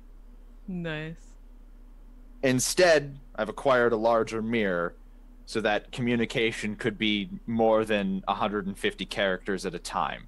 That just sounds so bad. Why would I don't ever do that? You can't even get an idea across. It's stupid. So then, McNeil begins to propose what the first sort of proposition to the wizards will be, and his proposed contract looks like something like the agreement is between our faction, the Anarchs, and your faction, the Wizards, like question mark. We will, any vampire associated with the Anarchs will be told to stay out of Inglewood. However, there are vampires who are not associated with the Anarchs in the world, and also new Anarchs coming to LA every day who are not aware of rules and regulations. We ask that if any individual vampire violates the contract, you first attempt to let them know about the deal before you have carte blanche to kill them for violating your treaty. Any vampire who has been warned about the treaty and does not leave your territory in response can be killed without violating the treaty. Any vampire killed outside of Englewood, or any vampire killed without being warned, will be a violation of the treaty and result in open war. Like, that's basically the extent of what they want to say. I love the idea that, you know, you send this huge message, you just get K back. We got a giant mirror, and all she says is K. So I relay that to Amanda, and I also then ask what hold terms on, are. because everybody has to argue about whether or not that's what we're going to say. Gotcha. Where is this mirror set up in the room, Wreckage? He set it up along one of the walls. Okay. Like, there just wasn't, like, they didn't have a place for a giant mirror in the first place. Because Like, I've never seen myself reflected yet. or not reflected. Yeah, exactly, Right. right? I've never not noticed it. It wouldn't be right next to you right now. In fact, you wouldn't even be able to see yourself in it yet. But Okay, when you're leaving, or if you walk up to this mirror to read the text, like with everybody else, which might probably happen, Yeah. like everyone else is going to see that you don't reflect all in right, the mirror also. let's just make that happen. Great. That's probably Great. going to happen at some point. Right. So anyway,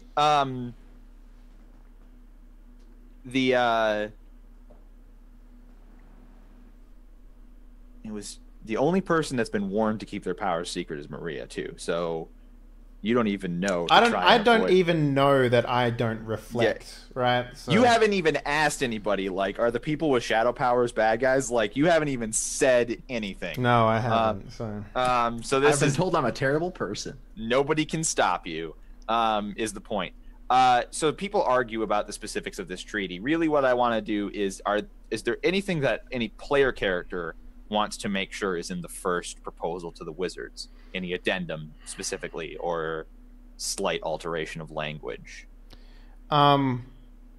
If not, we will just like skip to the part. I think where- that sounds good. Like, Yeah. I'm not a Unless you politician, wanna- so I'm not Unless you gonna. want to add a clause where they're not allowed to drink shitty beer anymore. what about a clause that's in there for mutual cooperation as well? Like, for example, because this is like, you got to understand, we're finding a new supernatural in this Sure. entire world, right? I understand. Here's my question: Does Lavin, Maria, or Braden? I don't want say that suggest- I don't The only say thing that I to would them. add is I maybe protest. lean into Don and whisper this to him. It's like, what about mutual cooperation? What So, about okay, what so about you- learning so- about them? You know. All right, so Don says, what about some sort of mutual cooperation proposition, like proposal? And Don says back to you, that is something that, you know what? I don't know about mutual cooperation, but I will propose this. It's a good idea. Let's start halfway. Don stands up and says, I would like to add the addendum that some sort of official line of communication other than mirrors and telepathy can be established between our two factions, so that should there be in the gray areas or in the events that affect everyone or anything that we suspect we should be able to establish not an embassy, but there should be, if we're going to enforce a treaty between each other to keep peace, there must be means to suss out possible oversights or loopholes in the future.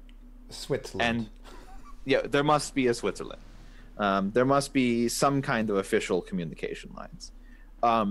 And people start arguing about the details of that. But it gets added. So Lavin, what you're going to be telling them is everything about, like, not everyone is aligned with us. We will tell everyone that becomes aligned with us about this treaty.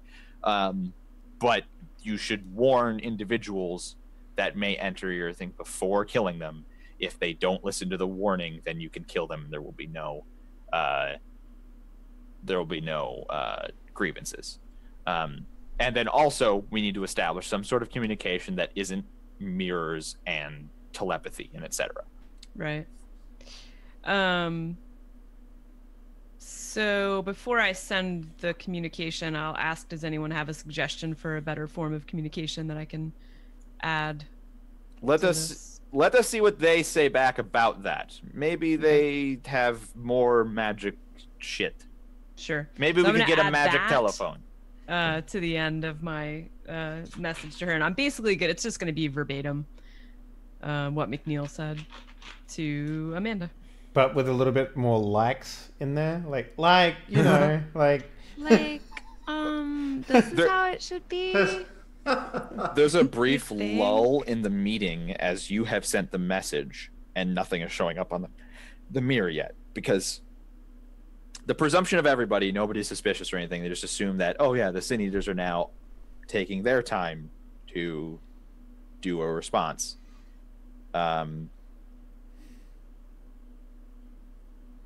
And eventually, like, a thing starts to write itself on the mirror. The big one or the small one? The big one. Interesting. So Red rum. red rum. The thing on the mirror is basically like a much more official version of what you've just said. Like, somebody in the Sin Eater's crew is probably a lawyer because it's written in legalese. Hey, I'm taking a quick respite from Yeah, so it's like the party of the first part agrees that the party of the second part's territory is off limits, excepting under these circumstances in which the party of the second part will, blah, blah, blah, blah, blah, blah, blah, blah, blah. An official line of communication will be established, which is they suggest a secure telephone line because it's, the modern era. Like a landline, if you were, for no particular reason. It says if you don't have the means of making a secure telephone line, that the Sin Eaters have the means of providing you with the means of having a secure telephone line. I can make a secure telephone line. I don't want to trust him that much. So basically, the contract then has an agreement to exchange secure telephone line phone numbers, and that both phone lines should be staffed for like emergency contact between factions. They also suggest in theirs as an additional addendum, in order to facilitate positive feelings, that they are willing to that they suggest that maybe both sides should make an official apology about previous hostilities against one another, and that individuals who have enacted those hostilities might individually apologize. What, we're going to have to bring them a freaking Jello mold or something? No, it's crazy to think that Amethyst would go through with that. So I'm just like, oh no, when I see that. So that's what's up on the big mirror. And so basically everyone crowds around to like read it. And there are a couple people who are like, I don't fucking get it still. I can't read the words. And then like somebody else is like, you fucking idiot. And then hands him like another mirror so he can hold up the mirror. And then, okay. So now there are a couple idiots who can't like figure out words backwards that are holding. They missed their calling. If you can't read words backwards, that's fine. You're not actually an idiot. It can be hard to read words backwards, especially if it's a lawyer writing it and then you have to read it backwards. Yeah, and it's legalese. Like... there's a lot of people holding up mirrors to flip the words back around, and I don't mean to suggest that anybody who can't is an idiot. You know what I do? I take out like a camera, like that little tiny camera that I have. I walk up to the mirror and I go. Sure. And then I'm just like, I'm like, I walk up to the mirror and I hold it and I'm just like, wait, what the fuck? Oh yeah, you walk up and like, okay, wait a minute. Hey. Yeah. So people are really focused on reading the words gathered around. What I want to know, Damien, is do you react to the fact that through the writing you don't see your own reflection? I'm just holding a camera in midair. There's just well, it's not quite like that because your clothing doesn't float there either. So actually, the camera isn't in the reflection either. Yeah, I probably like look around and react a little bit. I'm just like, is this like a fucking trick mirror or some shit? Do you say that out loud? I probably say it to the guy next to me. He's like, what do you mean? I mean, do you mean the blood writing? That's like their fucking wizard magic or whatever. And I was like, no, you fucking dunce. Look at the mirror. I'm looking at the mirror. I see a bunch of fucking blood writing on it. I stand next to him and I wave. And I was like, Is this normal?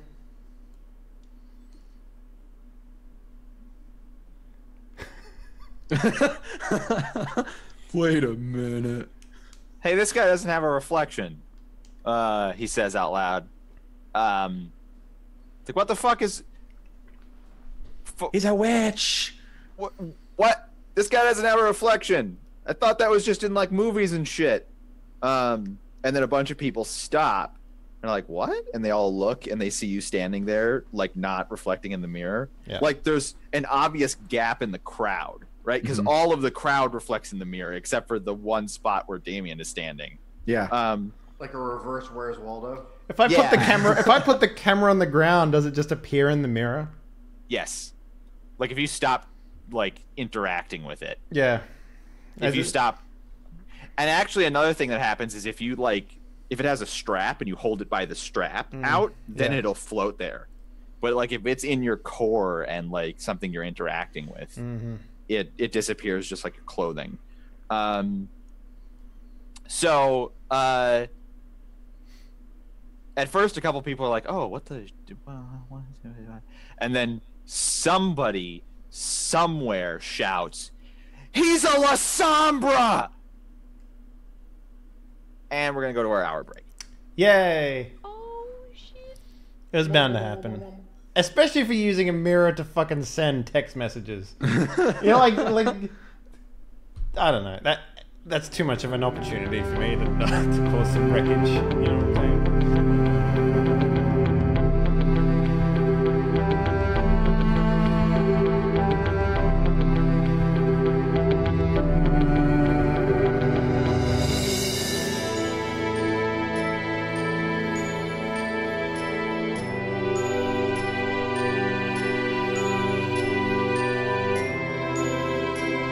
So when we last left off a very long time ago, I'm sorry everybody,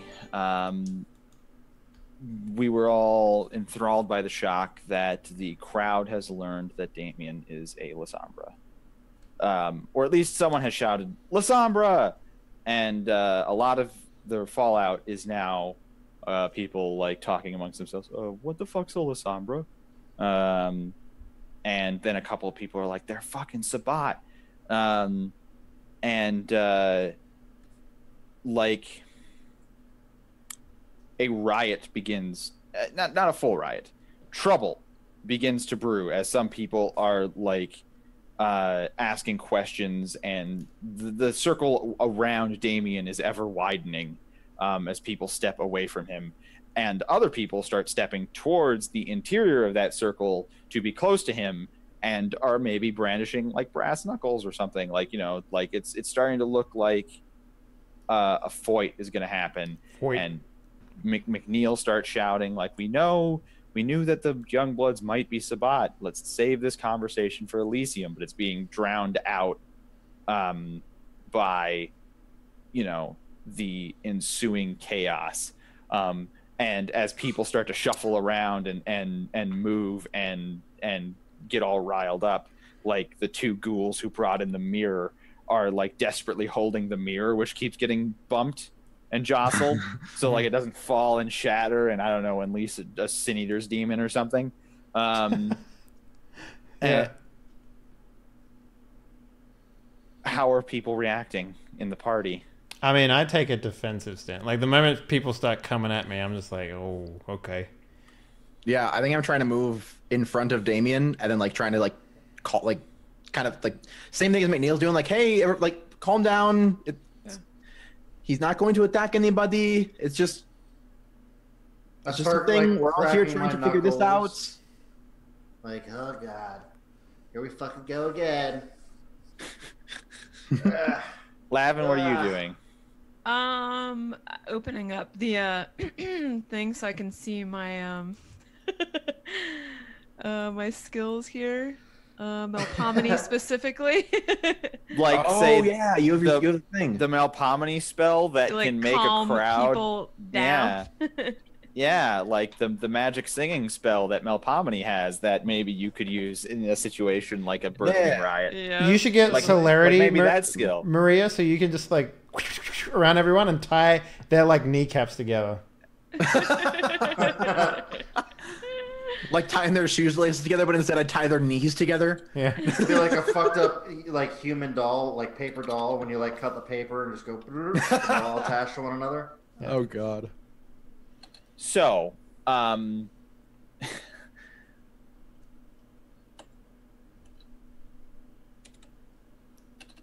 Look at The, me. Look at me. I'm the Anarch now.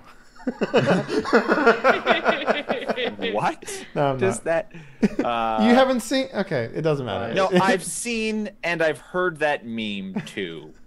Like that's not. I haven't not heard the meme. I just don't understand its insertion in this moment. Farrell just said time to take over LA, murder everyone. I was like, okay, yeah. Okay. So yeah, I was hoping to use Madrigal Ooh. to at least try to calm some folks down. Right. That is page 453, but PDF page 461. Thank you. Sure.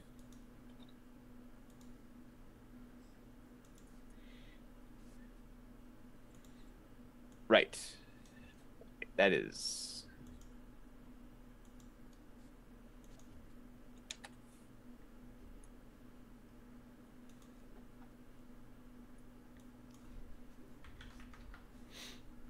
Do you get to pick what song you sing?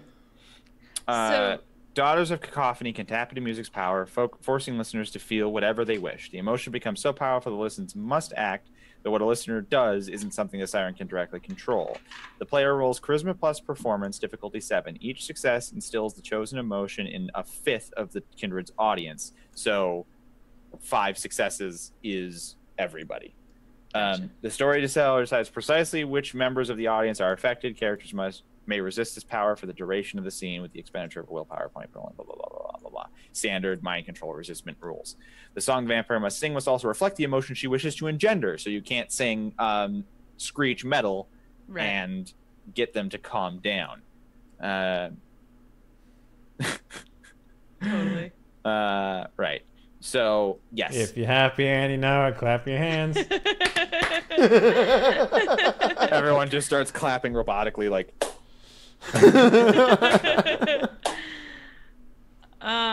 Yeah, so I would like to give this a shot and just have people feel calm.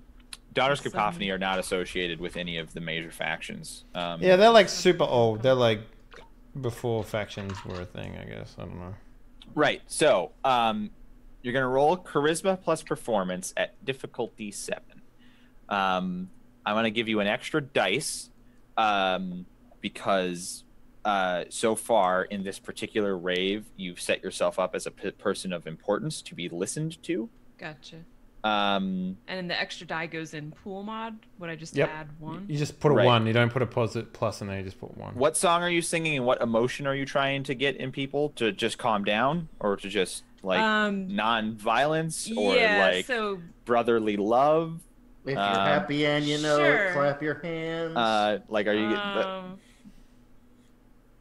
Which oh my emotion? God. I can't decide whether to go for cheesy, like funny, or Well, also remember that when this is done, everyone will remember that you got up on a pedestal and sang this song. So, if you don't want to make a fool out of yourself, you won't be like, everybody do their share, do their like, you know. So it also has to be something that you want everyone to hear you sing. You know, You drive them crazy by going, this is a song that doesn't end.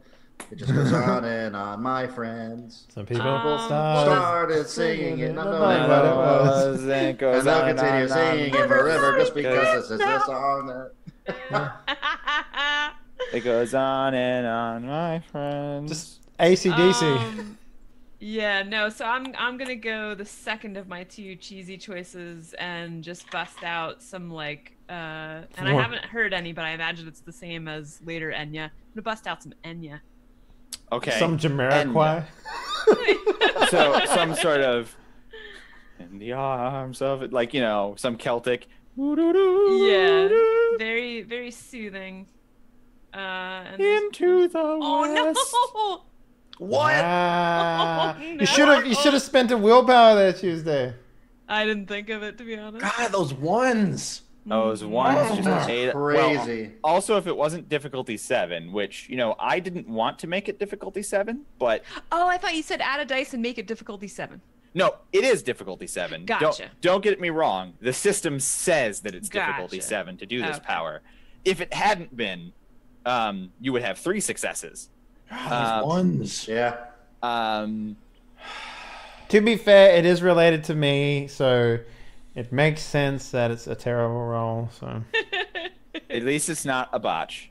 amen, amen. Oh man, yeah, that would have been bad. But now I can just see like all these people arguing and like That's a getting ready to terrible fight, song. and you're just standing on the table like, Right.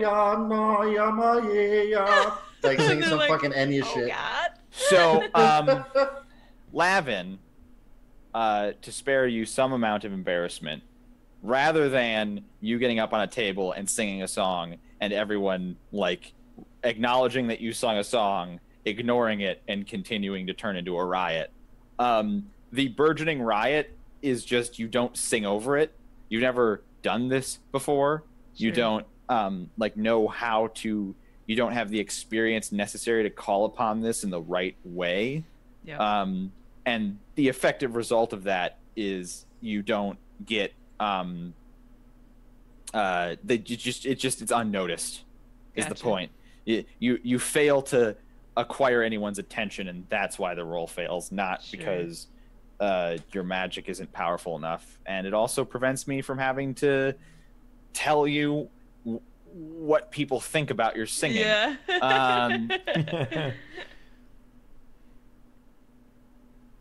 And even So- more people think Lavin is a Malkavian. Totally. So everybody else is Oh, it's just that crazy person. I'm Ventru, damn it, because I want to be. if I get this correct, Damien is just sort of bracing for it, and Maria is up sort of trying to also convince people to calm down. Yes. Um, Doing And- my darndest. and Braden is cracking his knuckles? Yeah, getting ready to. I feel like Damien's Bring it, not through his fault, but Damien is going to get me into a fight again because that's Sure. just what happens. If this turns into a fight, My man. basically there are two sides to this burgeoning riot. One side that's like, this issue is going to be settled at Elysium, calm down, we already knew this. And another side who's like, I've already had war taken off the table once today. I'm not gonna have it a second time. War now, right now. War is not off the table, you dubbies. That's not what they're actually saying. I'm just describing their emotion. I read their emotions like a book. Right. Front cover So- only. So, what that means is that if this spills over into actual action, there are not going to be many vampires who are willing to risk their lives just to save yours until Elysium. So if these guys, turn into a mob and start fighting you, you're going to be fighting a mob by yourself. Probably. Okay. Uh, What is the likelihood of I throw down a black cloud and everyone's like, yo, what the fuck? 0. Okay. Because you're just going to make things worse if you start using shadow powers, especially if you go first. Which you would. What you're saying is, I'm going to instigate at this point. Like, everyone is concerned about you and your allegiance and whether or not it's safe to have you around. And if the option is, yo, suck and die, yeah. we know that you would be doing it in self-defense, but the riot that's not yet happening but might happen doesn't know that you're doing it in self-defense. Do you see what I'm saying? Mm-hmm. You know what I do? Is there a way that I can go stand behind Don Salvador? Take my place back at his side? That sort of thing. That's a great idea that you cannot do because you are at the focus of this mob that is happening around you. You can't really get there. Mm-hmm. Maria, Yeah. you are just sort of like trying to shout over the din of the crowd, reiterating McNeil's points that McNeil is trying to make. Yeah. Is there more that you want to do than that? Do you want to like tell me about it if that's all you're doing? Like tell me this is very tense. This is very problematic. I don't really have anything special I can do unless basically, yeah, I'm just trying to be another voice that's like saying, hey, calm the fuck down. If he was going to do anything, he would have done it already. Like, he's just as surprised as you are about it. This isn't what we're here to talk about. Let's focus on the task at hand. Yeah, a lot of that sort of stuff. Well, just being a voice of reason in a sea of people having an argument that has completely gone out of control.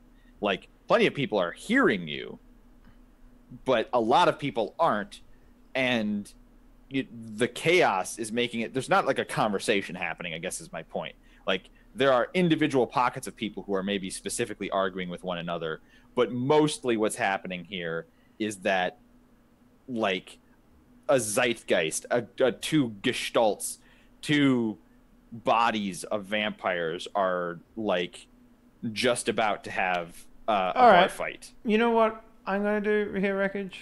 Sure. I think back to my time on the Force, right? Okay. Before I had, turned. Tear gas. No. And I think of all the times where people have been like, in a situation and they couldn't de-escalate it or, right.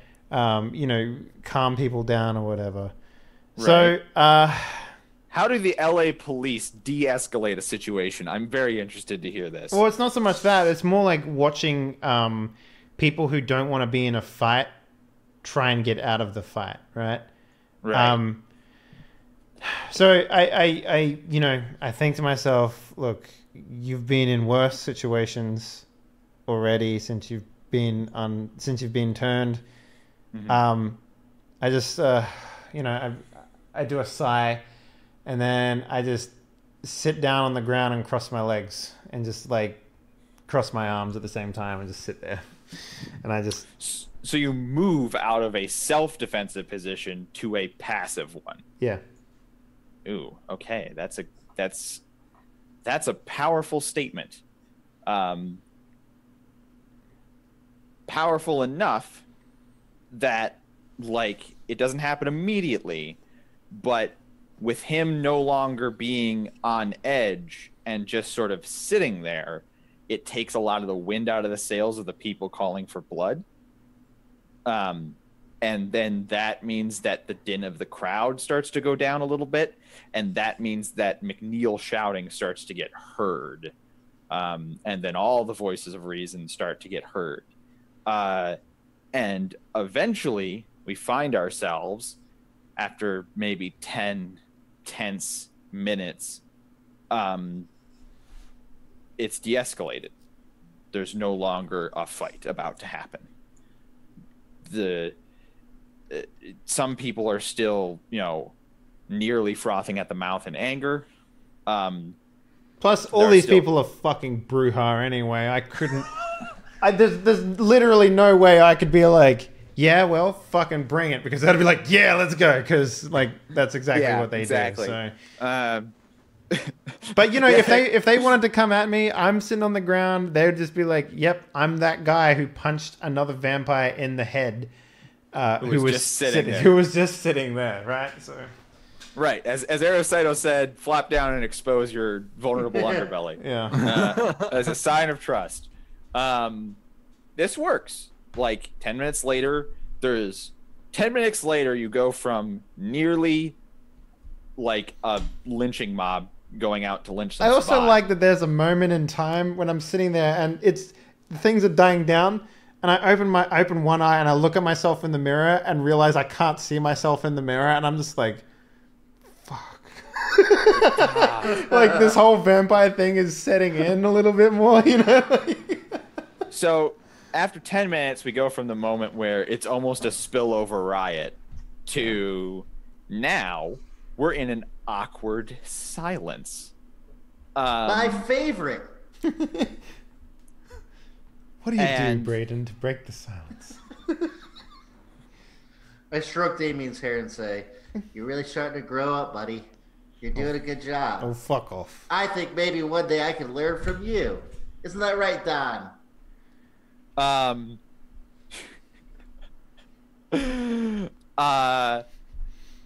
You're saying that, Brayden, and a brick collides with your forehead. Ow. Take a lethal. Was it from Amethyst? Yes. I pick it up and put it in my pocket. It's no longer existent. She just disintegrated it on your forehead. I scoop the dust. Okay. All right. Pour it into my front lapel pocket. Shit, which one's lethal? Is it the X's? Yes. Oh, fuck. I'm pretty beat up. Yeah. You keep taking lethal damage from flirting with Amethyst and then not healing it. It's his. I wear each wound as a badge of honor. God. Oh, hey, look, that phone call I told you guys about. One sec.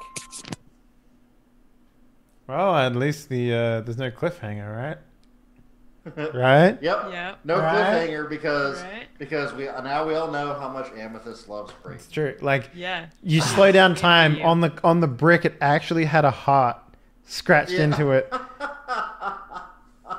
with B and A inside of it. A with an arrow through it. Yeah. But it came. forever. Yeah, it came so fast that the only the people who have celerity knew about it, and they do the look at Amethyst, you know, like you're unaware of it, obviously. So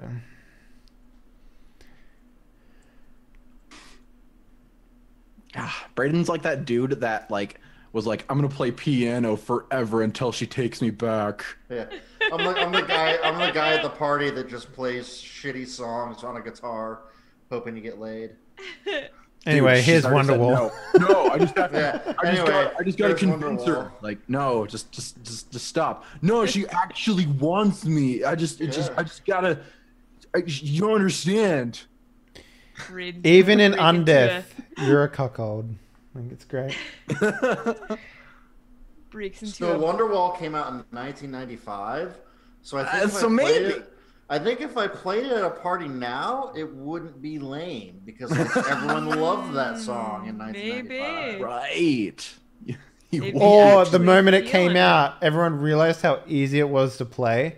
Yep. Yeah. The second there came out, I was like, oh my god, great. Finally, something I'm good at. Man, I'm a white guy with an acoustic guitar, but what am I gonna play at this party? Hey man, have you heard of this band called can't do. Oasis? No, I haven't. Wow. Oh my gosh. God. And then Ryan Adams came along and smoked them by doing a better version of their own Yeah. song. Hey, I've got your That's next true. hit right here. Listen to this. Wonderwall. And after all. Wow, that's amazing. Dear. I'm a white guy with an acoustic guitar, and I think I could do it better than him. I said, baby, you gotta be the one that saves me. I think you should do that just to really piss Wreckage off, because it will be Oh, fun for yeah. us to watch the fallout. Well, and that's, one of my favorite things in You life will to get do so is to piss pissed. Wreckage off. You know, at the end of the anime, like when they food. show people as where they are 10 years later, I can just imagine you and Amethyst like have like 3 babies together, you know, and it's like, Oh, yeah. Wreckage would slap your mouth for even saying that. yeah, he eventually won me over with his persistence, you know, like Yeah, and Yeah. his rendition of Wonderwall. Yeah. He And then played we it zoom for out and 5 see, years like, Brayden, straight. like, and then we zoom out and see Brayden in like some sort of vampire mental asylum. yeah.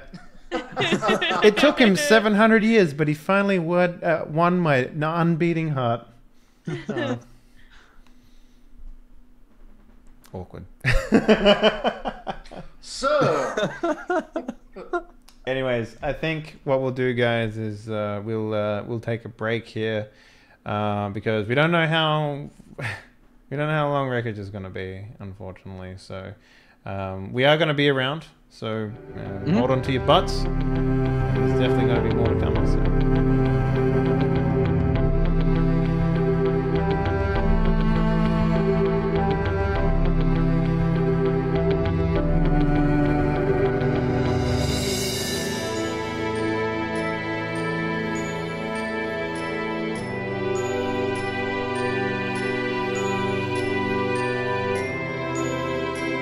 So we're in the awkward silence after the fight didn't happen, and also Braden got hit with a brick in the face. And also I'm done with all of that bureaucratic stuff that I've been dealing with tonight. Hooray! Yeah. So let's go until the end, shall we? Yeah. The fight has been avoided. People are agreeing to put off killing the La Sombra until Elysium. Great. This whole incident has somewhat overshadowed Lavin's very effective playing at Peacekeeper. And the astute among you, which is perhaps none of you, would notice in the coming time that there will start to be a disassociation between you all as a group and you all as individuals. Elysium, the verdict in Elysium might come down on a case-by-case basis, which would be even worse. We gotta start bribing people. Yeah. No, I mean case-by-case as in originally Elysium was going to be like, do the young bloods live? Right. And this sort of event has sort of started to separate you guys out. So there's going to be like, does Damien live? Does Lavin live? That might be what ends up happening. Right. So we got to bribe people. I mean, that always works. So So you want to look younger? I can do whatever you need to do. but You I want the already bigger look- penis? I can do already that You too. want a bigger penis? I can I- make you a bigger penis. I'm a vampire. I don't need a penis. I don't need a big penis. You want 3 penises? I can give you 3 penises. I don't need somebody else's penises. And they don't need to be somebody else's. I can make a penis out of your arm. I don't want it. I want an arm, not a penis. You can have an arm and a penis. It's like a baby arm holding an apple. Yeah. Close your first penis. Open your first hand. Boom. That's the least functional setup I could ever Want a penis in imagine. your hand? Says Slap people you. with a penis hand? Huh? Anyway,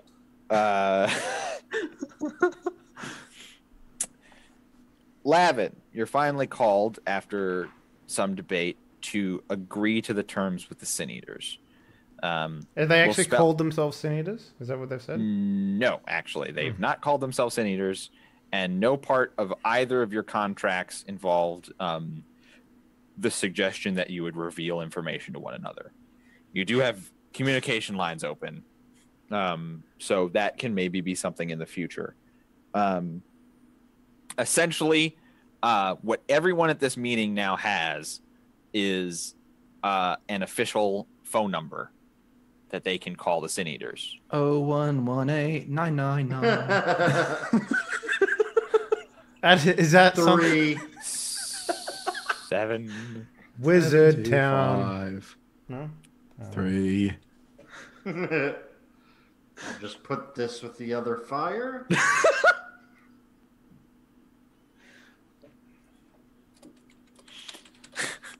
It's so catchy and rememberable.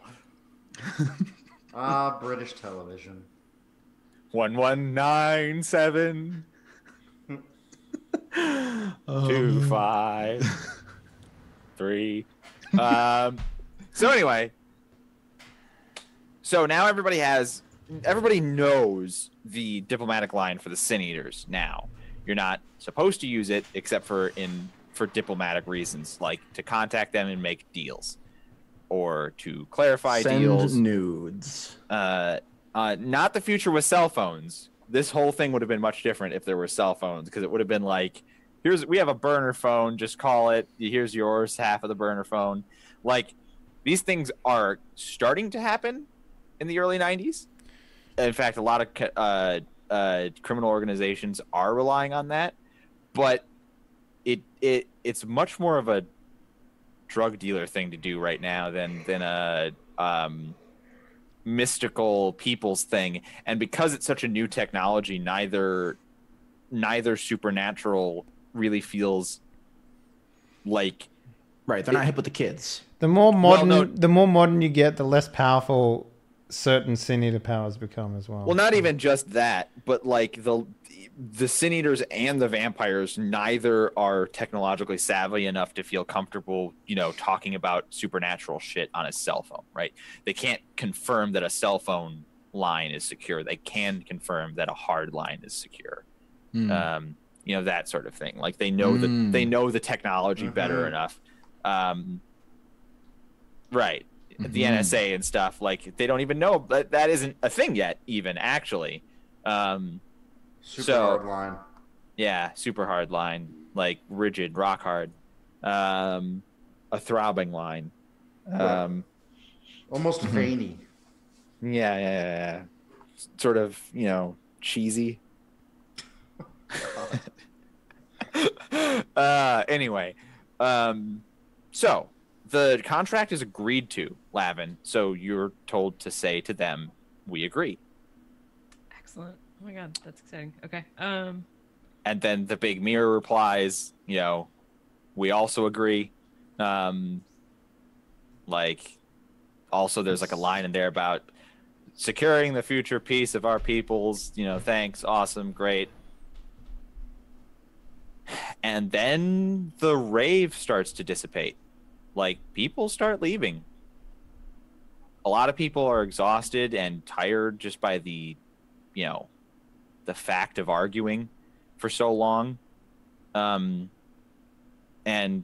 some people are sort of starting. It's a little bit like class has been let out at a high school. Actually, that's what it looks like, especially for an Anarch thing, because like some people are still just loitering around and grouping up and then like saying, "Hey, how did you feel about the meeting?" And it's like, "Can you believe Becky wore that today?" Like stuff like that. Will you sign my yearbook? While people are leaving, what are you guys going to do? We're not dead. Can I go chat with McNeil? Yes. Okay. So, I make my way over to McNeil.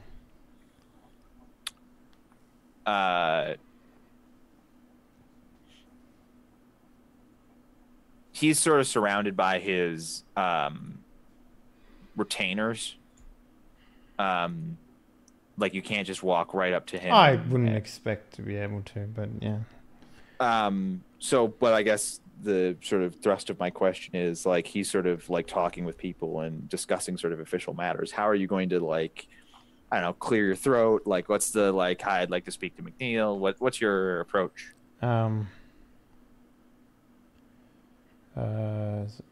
So maybe I walk up and I just like raise my voice a little bit so that he can hear me. He's like, "McNeil, can I get a moment of your time, please?"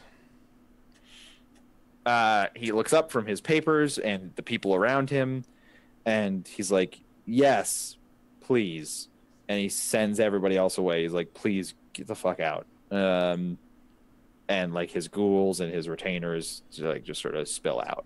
Okay. It's like, "I'm sorry, young blood. Your name is Damien, right? I'm sorry that the crowd almost turned on you. They're being emotional. Irish, being Lecembre is all the same."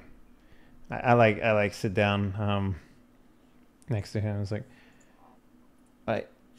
I had an interesting conversation with Don Salvador. They're all interesting conversations with Garcia. Well, this one benefits you as well.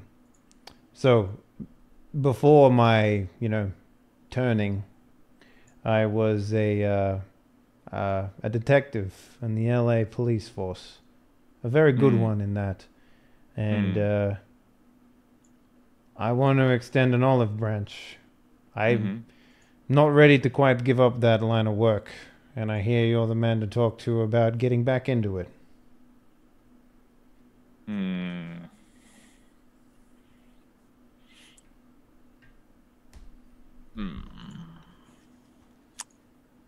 What are you getting at specifically? Well, I love the daily stuff, you know. I miss it a lot, and it kind of makes a lot of my personality up. You know, I gave my life to that job, and now, well, it's very different. So I hear that you tend to find it monotonous.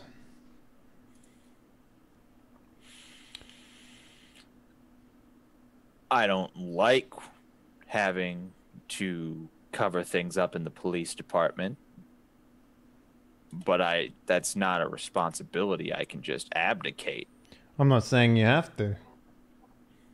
All I'm saying is I can greatly help you. I seem to know quite a bit about how that works.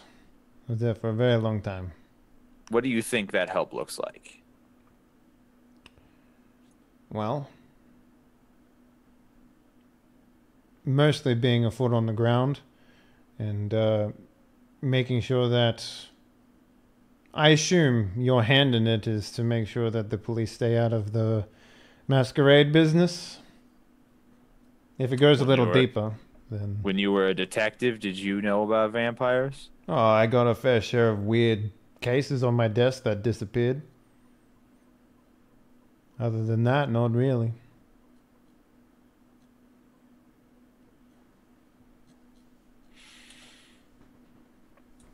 You miss being a police officer, Damien? I do. I miss a lot about it.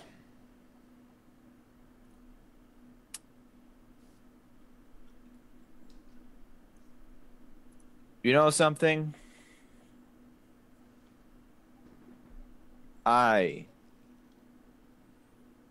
missed what I did in my mortal life, too. But what I did in my mortal life was rebel against the British.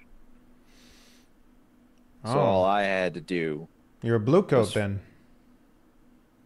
No. I rebelled against the British in Scotland. Oh, that's further back than I thought. I fought with William Wallace. Oh, the tall guy? He wasn't that tall. I heard he carried around a 7-foot sword. You need to be pretty tall to make that happen. I carry around a 7-foot sword. It was the style of weapon at the time, and they're still very effective against vampires. That's besides the point. The point is, I found in the unlife the same thing as what I missed in the mortal world. But it wasn't the exact same thing. I wasn't still fighting against the British or the Scottish. I now fight for the Anarchs against the Camarilla. And in that way, I can understand your desire to return to policing, but you can never be a mortal police officer again. And you may not find that covering up cases for the Masquerade feels the same, even if you are working with the police. So all that said, I'll keep your offer of help in mind. I'll get back to you, but think about what I've said. I don't think I can involve you at all until Elysium, especially now that you've drawn so much more heat. I'm still looking forward to you and your group ensuring that that vote goes in your favor. I believe that Anarchs can accept anyone. Really, the problem is that most of us are Brujas, and Brujas have trouble letting things go. I'm well aware of that fact by this point. But Brujas are also quick to change when prompted. You save someone's life, you take out a significant enemy, they'll be just as quick to sing your praises as they will be to call for your beheading. Just keep that in mind.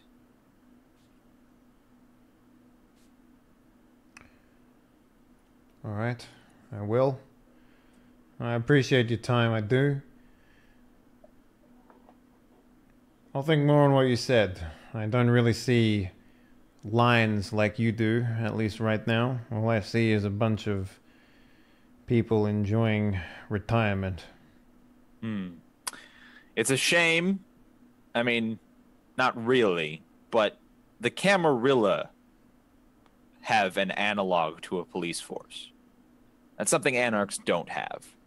So it would be a clearer path for you if you were in the Camarilla. Hey, but you don't pick where you're born now, do you? No.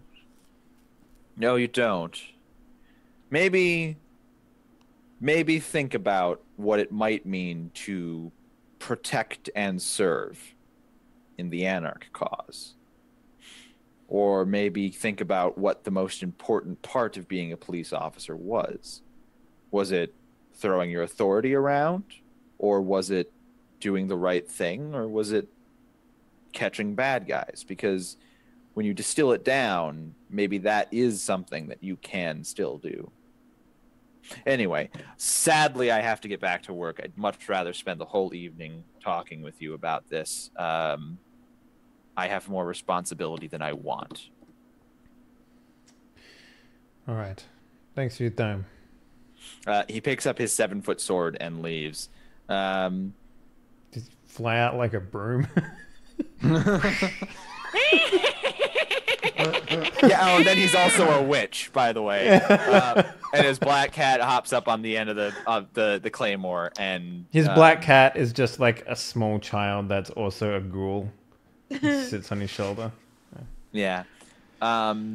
Hey, somebody else wanted to do something as the meeting was adjourning. Yeah. Did Joe know? So And now I want pizza that I don't have. Thanks, Dave. is Amethyst's crew like just leaving, or are they like sticking around, or are they like brooding? Or Amethyst's crew appears to be engaged separate from Amethyst, who does appear to just be leaving. Is she like, in being the process outed? of- Oh my god. Don't go that far. She's leaving and her crew is staying? Her crew has actually like split off to talk to different like buddies who are in different coteries. Okay. Like they're socializing in various ways, or like, you know, maybe getting into a fist fight out back or something.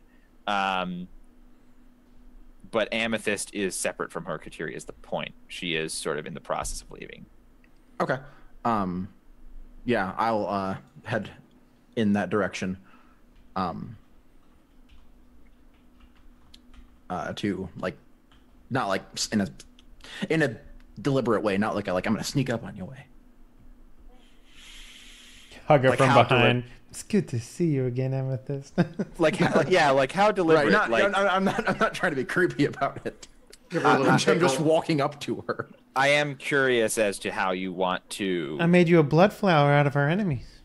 I am curious how you want to approach her. Like, I understand that you're sort of following her as she leaves, but are you just going to wait till she acknowledges you, or are you going to like go up and put a hand on her shoulder, or like, what's like I'm gonna like walk up to her, and then once I get close enough, I to know just exactly talk. what you're like now.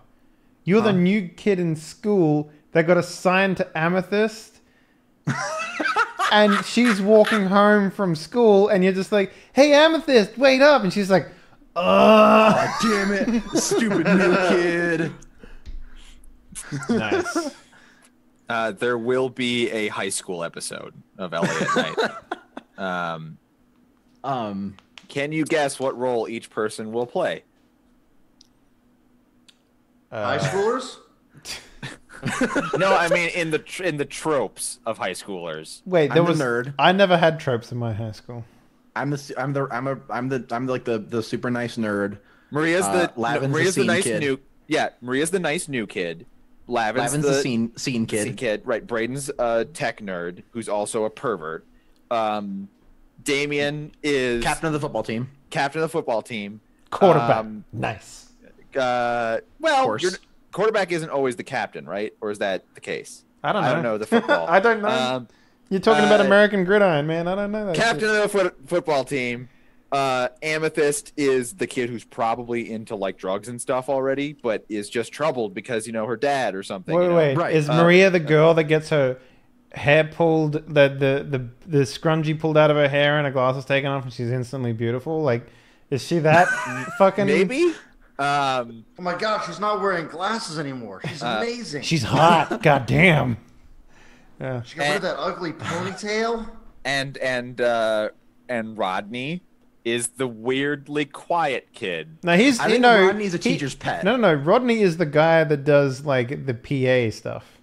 Yeah. Oh, that's so good. He's the news guy. And nobody ever sees him because he's never in the around. radio club. All right, he's totally silent all the rest of the time because he's really shy. He's like, but he does the PA, and nobody knows he does the PA. Yeah. Oh, that's great. Great. And Maria tries to get Amethyst to go up for the school play, and she she finally agrees, but then she's like recalcitrant the whole time. Do we all go into detention at the same time, and then we have to like bond or something? Breakfast club? With the breakfast club? We just breakfast club this thing. Oh Wow, god. okay. Done. Done. All right. We did it. We did All it. right.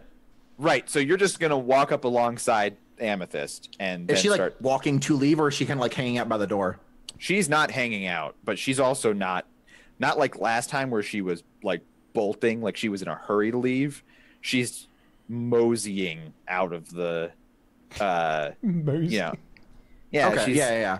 she's She's Okay. yogging. Yeah. Then I'll just like as she's kind of moseying, I'll just walk and get into pace, and as I get close enough to just talk, I'll say, "Hey, Amethyst." Oh, Maria. Sorry, I was just thinking about Braden.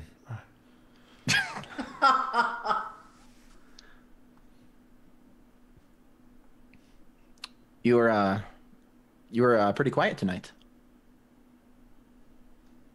Is that a problem? No, it's just not like you. Is that a problem? No. This just in, half of LA was destroyed. Found a young woman on the other side.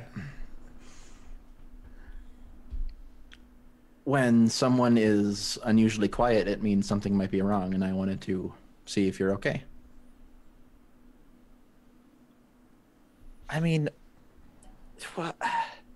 of course something's fucking wrong. I got my ass kicked. Embarrassed myself from the fucking whole thing, and then we ended up with peace. I couldn't even kill one of those fuckers. Well, you got out of it alive. That's pretty good. Yay, they let me live. Great. Well, did you at least kick some of their asses pretty good? No. I wouldn't say I did. Really? I heard you clothesline the guy pretty good. Well, remember from her perspective, she clotheslined him and nothing happened. Yeah, to him. he fucking like the pulverized dirt the exploded earth. all around her. Right, yeah. So yeah. And he was untouched. Yeah. So from her perspective, like he was just made of like titanium, and so The only like, thing that happened was one of them lost an arm. Like that's it. That's the And only thing. brushed it off, like just kept doing his job. So yeah, that's her. So do you say really? I heard you did a good job. No, I like. Right, that was out of character. Yes, Right, that so was out. what is your response to? I joked like, because I was the one that got clotheslined by her. Right. Yeah. Yeah. So she's like, "No, I didn't do anything."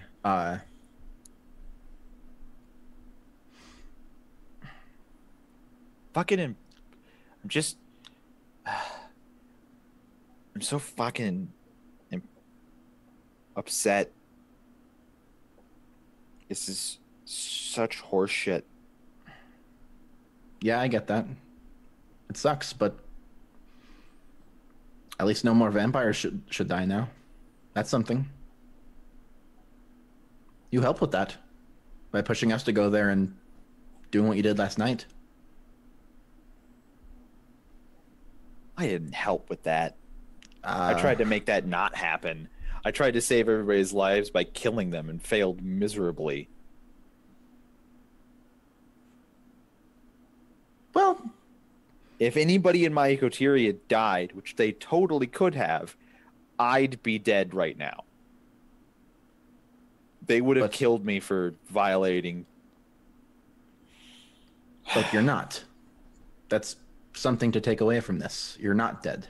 No, I'm just helpless and meaningless and an embarrassment, and I can't control my emotions, and I flew off at the handle and then couldn't even accomplish anything, so I've done nothing.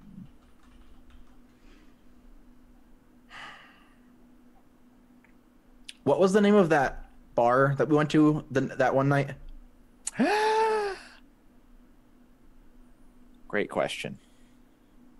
Okay, if we don't know it, No, I remember its significance. Okay. I remember its narrative significance. I remember the music and I don't remember what I called it. It was, I thought it was a witty bar name at the time, and it's been a while. I know. It's been a while, and Cat's Eye? Was it Cat's Eye? It was Cat's something.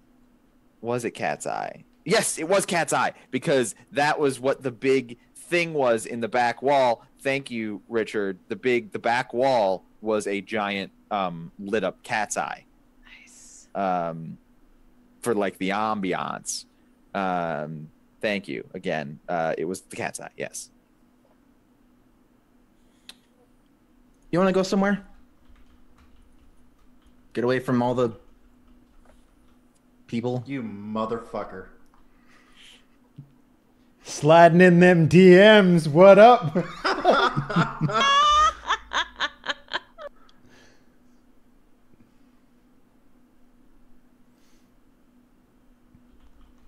We could find people to beat up on the way if you want to. I figured that. Why do you want to? Why do you want to go with me? Because we are. I think we're friends. Or at least forced to be with each other for a little while longer, so I don't like seeing people I'm close to feeling bad. She sort of, I don't know if I can accurately recreate the face, but you say, we're sort of friends. She's like, like really? Like, gag me with a spoon. That was an old 90s Valley Girl. Right? Yeah, no, we're there. We're all with you. We're all on that same page in that same moment of time. Maria. Yes. Why don't you roll me? Okay. Charisma. Okay, I want to say one more thing, and you tell me if it gets to be anything extra. Okay, or remember, it could also make things worse, but go ahead. True. Fuck so Brayden. Yeah, like. By the way, Brayden is totally into you. No. That'll help. It says, no, yeah, like I don't want to. yes I don't want to no? die. So, So, do you like Brayden, or do you just? I have a note for you. Do you like me? Yes, totally. Super yes. Brayden printed out this giant eggplant emoji and gave it to me. I'm not sure why. Yeah, so I say like well, we're I think we're friends. At least we're close. We have to hang out with each other for at least a little while longer until Elysium. And then she and then plus you're pretty badass. I like having a friend that's totally badass.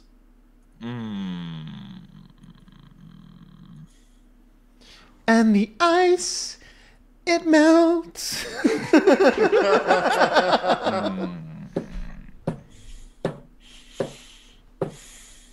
All right. So I watched her roll me charisma empathy. Okay. Don't trash this one. Don't click yes yet. Okay. Because it's going to be difficulty 6. Okay. And you're going to get plus 2 dice. Okay. Don't forget about willpower. And Oh shit! You have to spend willpower before a roll. Remember. I'm totally gonna dump a willpower into this. Okay. So now I'll at you least have get 1 extra success. you have 1 guaranteed success, and you have 2 extra dice. Go ahead. Okay. Give it to us. Okay, pool mod 2, difficulty 6. Wait, let me make sure. Okay, charisma, empathy. Pool mod 2, difficulty 6. Fuck! Oh man. Jeez! That's 2 successes. 2 though. successes. That is 2 successes, but still, man. I mean, we were worried about you success. getting 0 or none, Right? Yes. or -1, right?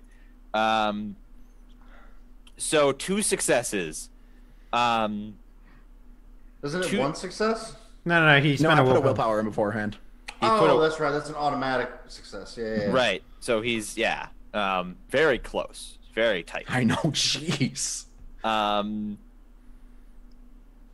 A botch would have been. Yeah, she's like, listen, I'm not hilarious.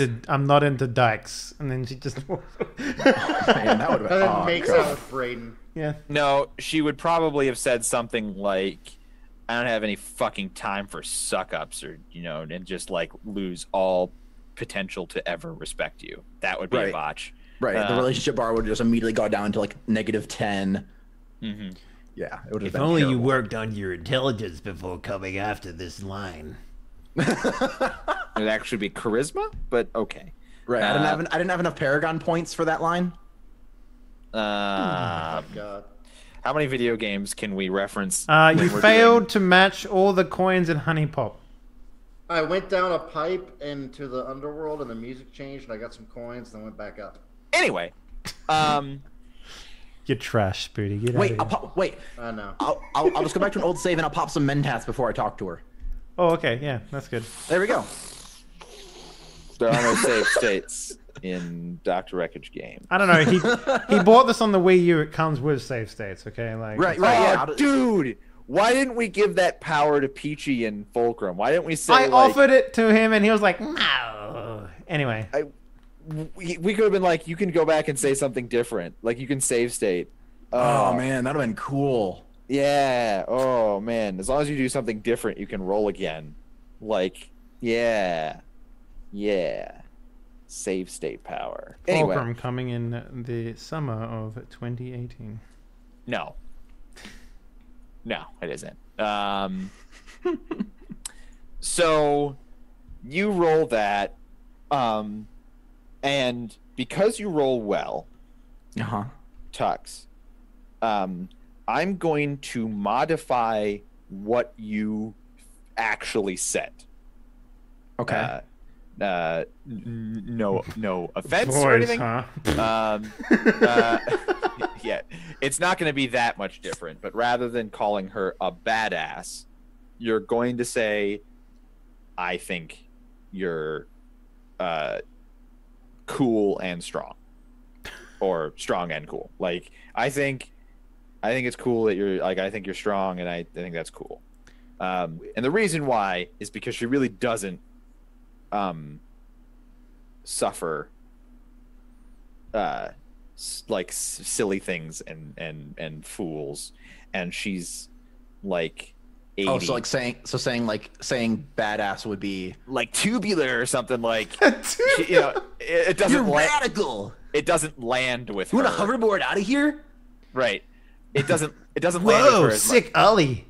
it doesn't land with her as much as just being frank. You know what I mean? Like Okay, that makes sense. That makes sense. Like you're really powerful, and I think you're powerful, and I think you're cool, and I think that's cool. Like, and maybe even I'm noting that for the future.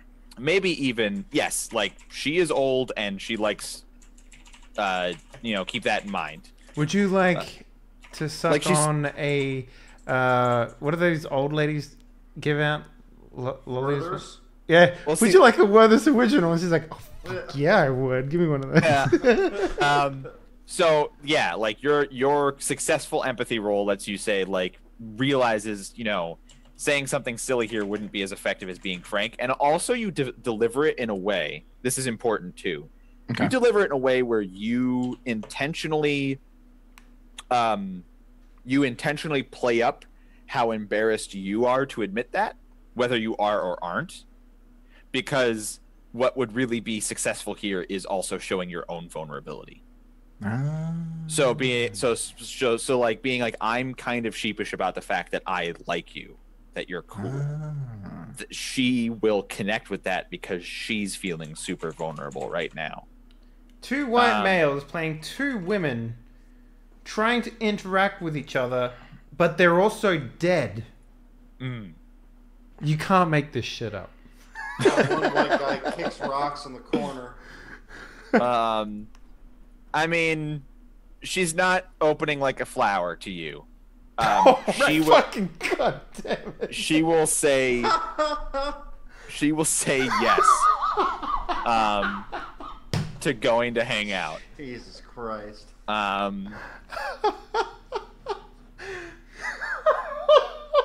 What? She's not opening like a flower. No, what I'm saying is like he hasn't completely home runned here.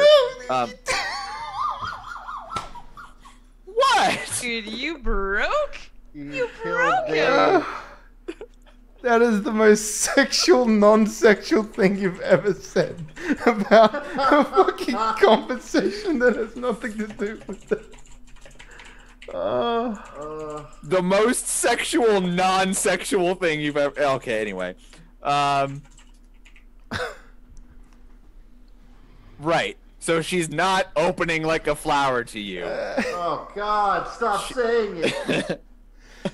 She's just saying yes to going somewhere. Okay.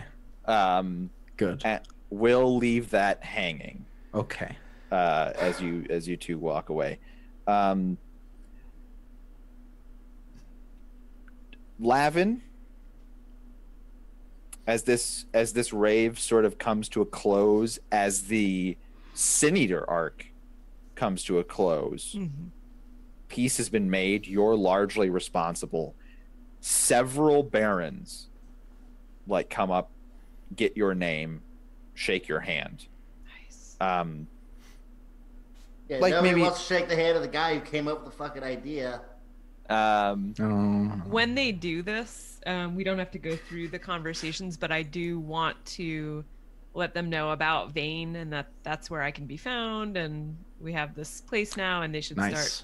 Oh, so you're just sort of around. subtly slipping in some Get some guerrilla marketing out there.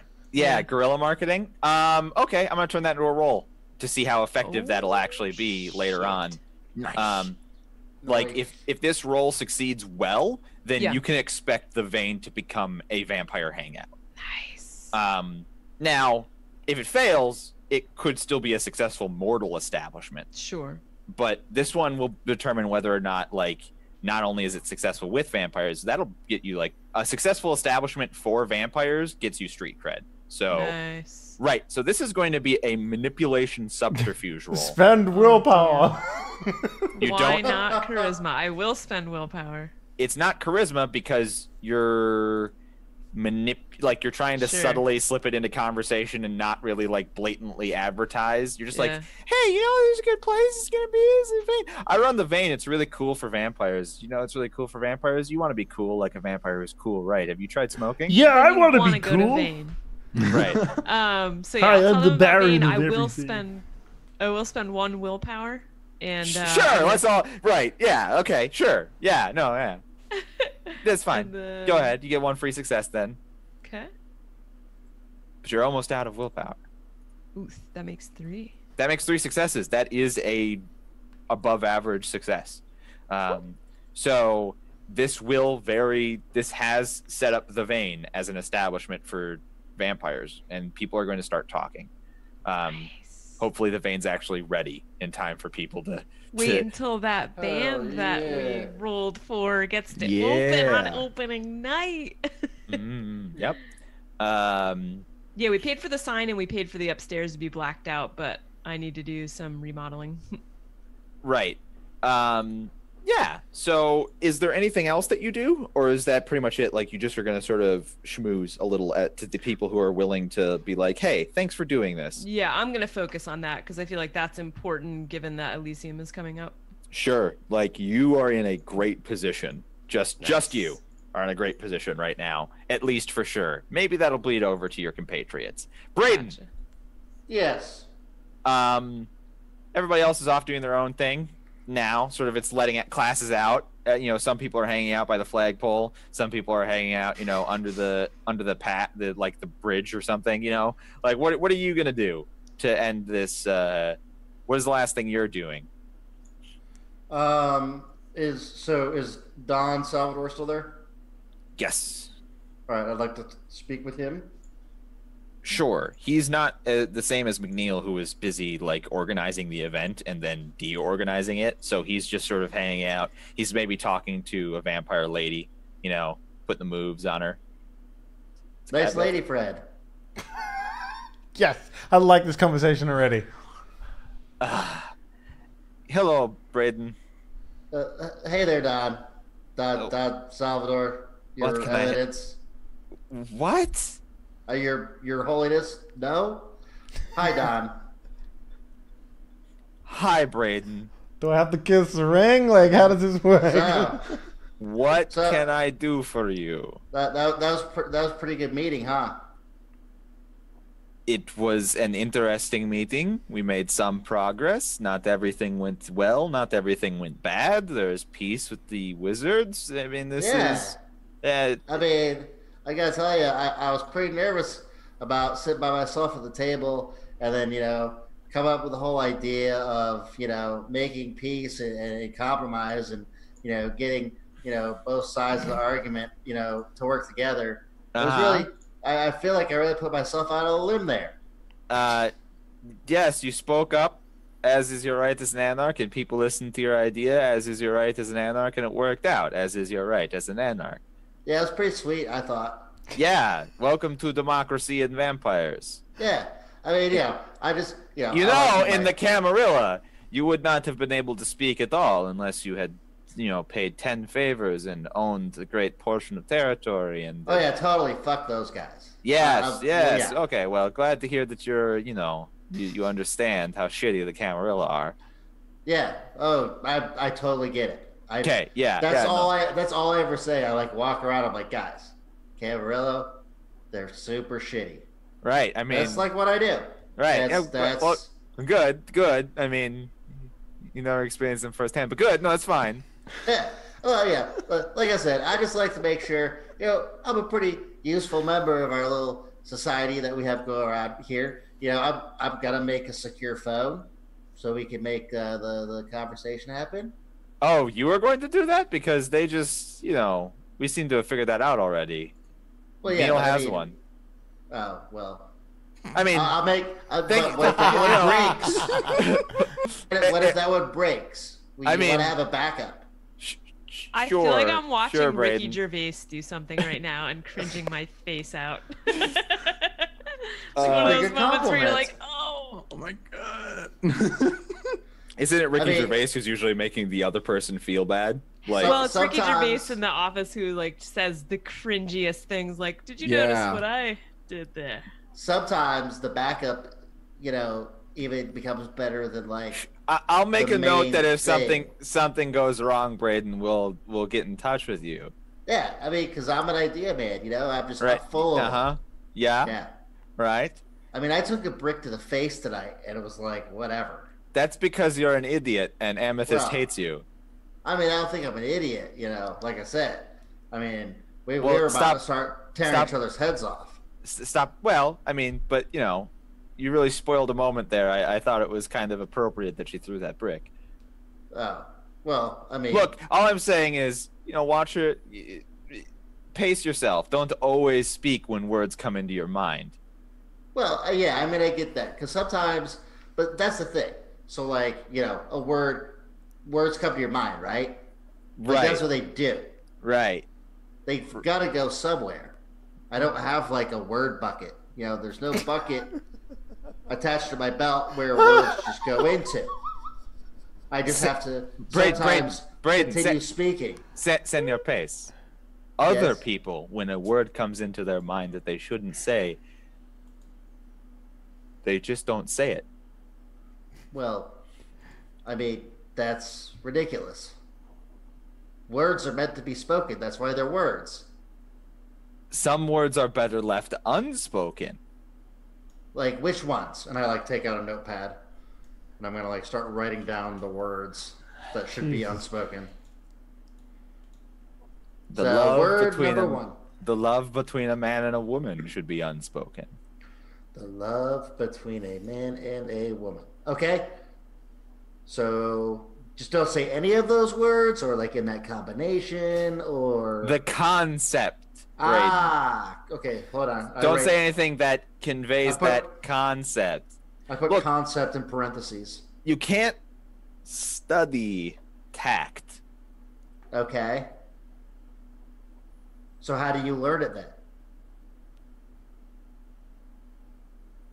When something bad happens to you because you've made an inappropriate social choice, re-examine the points and thoughts that brought you to make that decision, and check it against the desired outcomes. In other words, you learn from experience. Okay. So, in my experience, Right. I feel that people love to hear me speak. You haven't been paying attention. Well, Why do you think there was a brick in your face?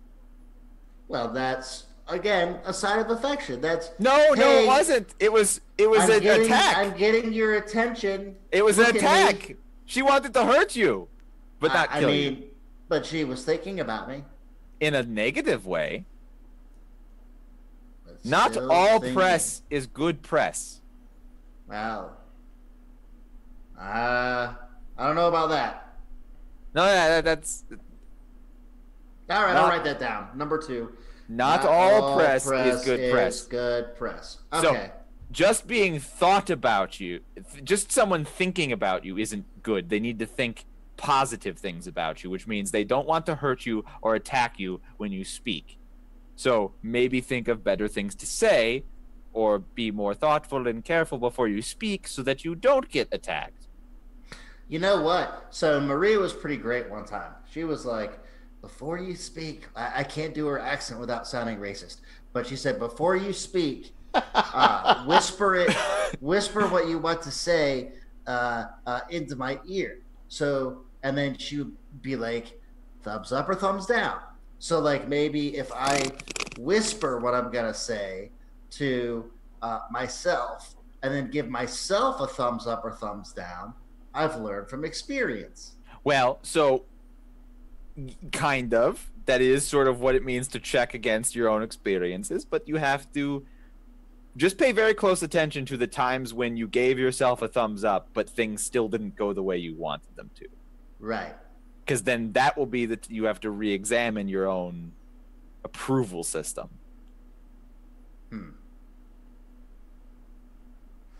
Anyway, we get a shot of the space and everybody's gone and has been gone for a long time. Even the lady he was talking to is just walked away. Oh, sorry. Did I ruin your plans for this evening, Don? Look, I've got a whole eternity. I don't give a shit anymore. You're funny. This amuses me. I hope that I'd love to see you actually become tactful later on because of the assistance of your friends. Well, I'm pretty tactful, but it's okay. We'll get there. We'll get there is what I meant to say, right? Right. We'll get there. And he sort of pats you on the back and then leaves. I wag my tail. What? Didn't know I had a tail, did you? No, I'm just kidding. Gambit? You were Gambit the entire time? Oh my god. So we're gonna close this evening and this arc with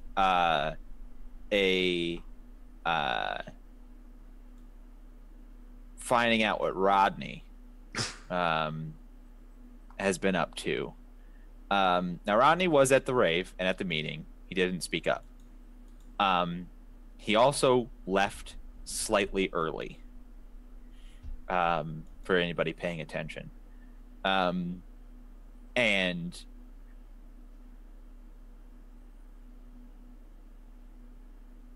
the reason he left slightly early is he's following somebody else that has left. The Rave. He's following just like 3 people. They're very nondescript. They were sitting in the back, never sat down at the table, but also never went in association with any group. And they're walking through LA. It's starting to rain. And sort of from the shots we get, you know, if this is a television show, we get this very clear sense that we see Rodney, but they have no idea they're being followed, and Rodney's making like no attempt to be sneaky about it. Oh, that's a nice thing. So he's just sort of following them. And we see them, like, as the night goes on, they sort of stop at some places. They accost people for money. Like, maybe they're running some protection rackets on people. You know, they get some money off of some joint. They go to a pawn shop and get a gun, feed on, you know, like a random person in an alleyway. And finally, they go into their what appears to be their hidey hole, or their home in some respect. And we get some, like, there's this shot where they sort of walk up into their apartment or whatever, and the camera pans up, and we sort, like, as if they're walking up the walls, but we're outside the building. Or no, what I'm saying is, like, as if they're walking up the stairs, the camera follows them, but the camera's outside the building, so that when they get to their apartment door, we see the apartment door open, and we're, like, looking in from the window. Yeah, see, I'm really good with cinematography. I won an Emmy for it. No, I didn't. I've watched the movies. Yeah, you've seen them and their framings. I've seen those moving picture shows. And like they get, like, they're watching television, and one guy kicks his boots off, and they're sort of having like a great time. And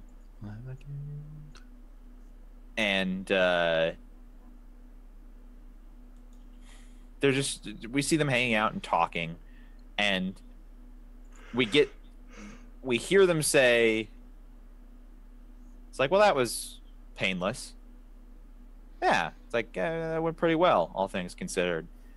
Money was good, harmless job, nobody found out. They didn't seem to have a clue about it at the meeting. So, yeah, I mean, you were so fucking worried, weren't you, Rich? It's like, yeah, I don't like things like this, but I guess all's well that ends well. And, you know, they would clink a beer if they weren't vampires. And just as they're saying that, like, one of them starts to look around, and he's like, what the fuck's that smell? Like, you got your nose turned on? It's like, yeah, I smell smoke. And they're like, oh shit, is the building on fire? Like, they're scared all of a sudden. And they go to the door to, like, open the door, and it's closed. They can't get it open. And they're rattling it, and we see from the other side that there's, like, paste on the rim of the door that it, like, looks like hardened concrete somehow.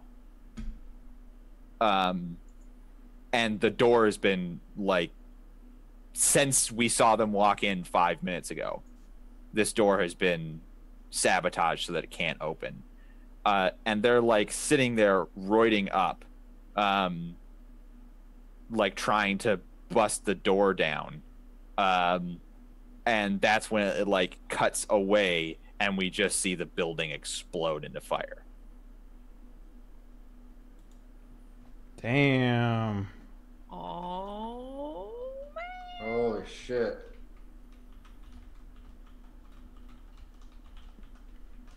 That's insane. So Why he do that? So what? They were vampires? Yeah, they were. And they were at the meeting with us. Yeah. Okay. And they were conniving against us somehow, and Rodney heard him and killed him. Now you're making leaps of logic. Your logic. Shut up. Damn. Yeah. Fucking Got him. destroyed. God. So, maybe we'll learn what that's all about Maybe. in the next exciting arc of Sin Eaters, which, I mean, Vampire, Masquerade, LA at Night. Which, by the way, peace has been established with the Sin Eaters. Huzzah. Sweet. Even though you don't know that they're called Sin Eaters. Just say the wizards. We know what you're talking about. Yeah. So peace has been established with the wizards. And, perhaps you will have to pay them in gold or, dragon's eggs. Princesses. Yeah, a prince. Yeah, sure. I'm sure you can find some in the 90s. Everyone's a virgin in the 90s. What? Wait, what? Anyway, so that means that a story arc is done. Nice. The Sin Eaters arc is done. And that means we got 5 points to put into disciplines, right? No. Fuck yeah. Damn it. Come on. It means that for the purposes of character, growth, you're getting a significant amount of phantom XP that we're not really tracking. So why don't we take a quick, well, it's quite late. Let's do outros. And if in your outro you want to remind me what you wanted for your character, I'll let you know if you have enough XP for it. Obtenebration 4. No, but very close now. The fourth Okay. dot in a discipline is very expensive. Makes sense. All right, let's do some shout-outs. Let's start off with Tuesday Gray. Oods, that was super exciting. Thank you so much for watching. I do not know yet. I think I wanted the third dot in presence, but I have to look at it again to remind myself. That was cool. That could have gone way worse and didn't, so I'm excited about it. Let's see. You can find me this week over on my channel. I'll be doing 2 other D&D shows this week. One on Wednesday, one on Saturday, and then Tuesday, Thursday, and Friday I'll be streaming fun stuff on my channel. /Tuesday Gray. Thanks for watching. Speaking about fun stuff, let's go on over to the man who is the fun stuff. Tux Radamas. What up, sir? Hey everybody, I'm Tux. You can find me on Twitch, Twitter, YouTube. All those are /TuxTradamus. Thanks for hanging out with us. Another very, very good episode. I like that this game has a lot of like roleplay talky stuff. It's a lot of fun. That's World of Darkness. It's cool. I like that a lot. Yeah. Just like learning stuff and like being a part of the like politics of this whole thing is really fun. Especially because we're like both new, but also weirdly like important's not the right word. Like significant. Player just characters. Because we're like we have a reason. It's not just you're player character, so you're going to be involved. It's like no, these are weirdos that are weird bloodlines that just popped out of nowhere, so they're significant. And it's like that's it. We did a cool thing by like figuring that all out. So it's fun. I believe I would like to bump my charisma to 3 and my perception to 4. I'm not sure when or if that would apply, but those are my next things I want to take. You can get charisma to 3 now. Or you can get perception to 4 now, but you can't get both. Okay, I'll do charisma to 3 right now. Okay. Noted. Tuesday, did you say what you wanted? So I'm looking at presence 3. The discipline. Yeah, so it sounds like people are putting stuff into attributes. I mean, you can ask for anything. If you have enough, you can have it. Yeah. I'm gonna need to look at it because I did the willpower thing wrong. When I had to use the willpower, I populated it to 5 and then took one away. Right. There were no X's, so I think it looks like that right now. But anyway, Okay. as Yeah. an aside, I think I need a minute. All right, that's fine. Keep in mind you can also buy specializations, which would make your 10s explode. So if you want to like focus on being manipulative, for example, you can. Is it only abilities? I'm pretty sure it's abilities only. It's abilities, not attributes. Yeah. So, So like if you wanted performance, like for example, your spell that you tried to do and failed, but you rolled a 10 on, you could have had another success because it just gives you a success. I'm pretty sure. well, she didn't actually roll a 10. she did So, no, she didn't. right there.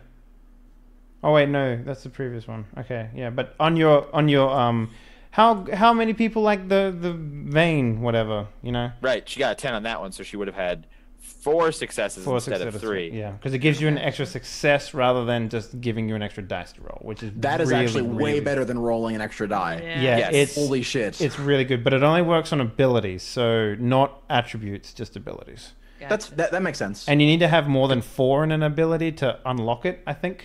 I also um, have 3 in firearms, so damn it, I need a gun. Yeah, I spent a lot on firearms. I got 2 initially. in firearms as well. Anyway, So let me reiterate. The problem is not getting a gun. The problem is getting a gun that is meaningful against vampires. yeah. Yeah. Slash otherworldly things. Like you can Right. get a 9mm no problem in LA in the 90s. You don't even I wouldn't even ask for a resources roll. You could punch someone on the street and take theirs. Oh, sweet.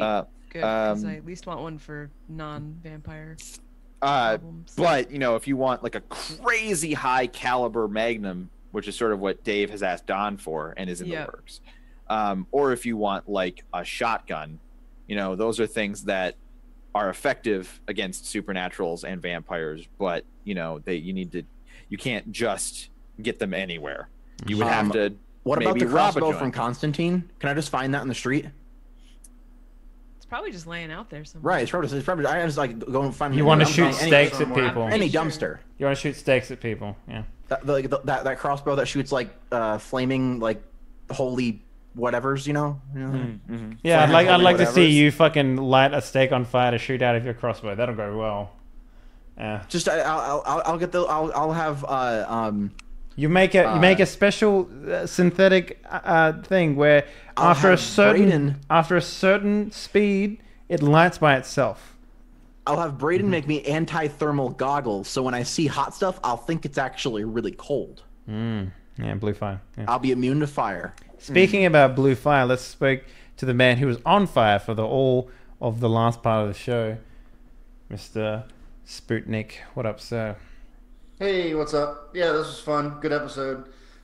Game's getting good. It's good to get through the first story arc. You can check me out. Right now, I'm going to be getting back into streaming probably next month. I'm going through a location move, so everything's kind of all over the place. But I am still doing a podcast with my dad.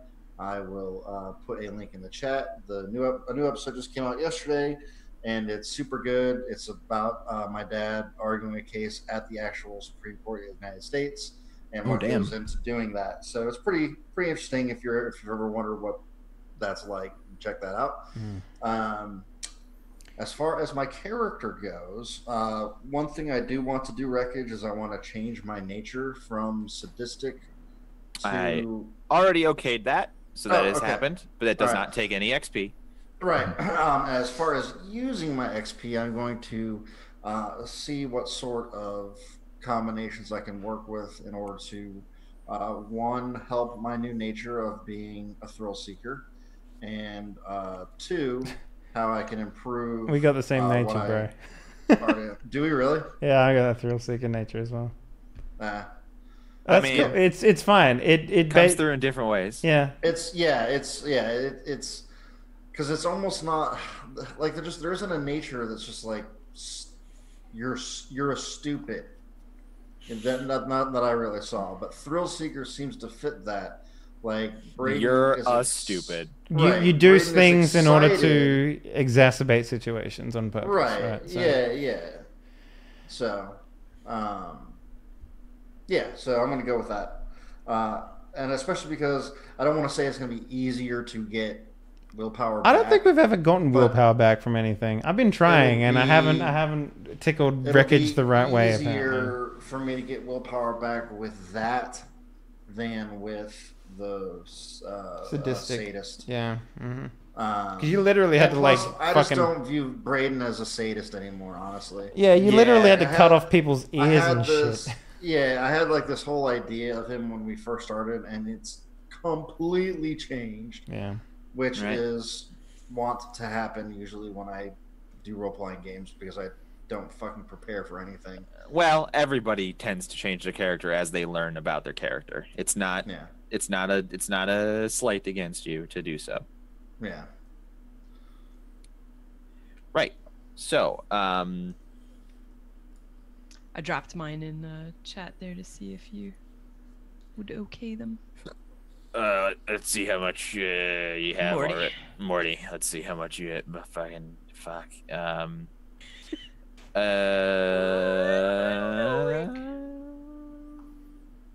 Yeah, you can have both of those. It's Sweet. been a while since we've given you anything. Excellent. And one of them is a first dot, which is almost nothing. Awesome. Okay, done deal. Right. So, also, wait, Braden, did you tell me what you wanted? You just were thinking. No, I'm still thinking about Well, we'll save that for after the show then, or at a future date. it. Yeah, I'll shoot you a message. Wreckage. What about you? Let's do a shout out for you then. Yeah, my shout out is fuck everyone. The world is a terrible place. I hope it dies in a conflagration of hellfire. Aw.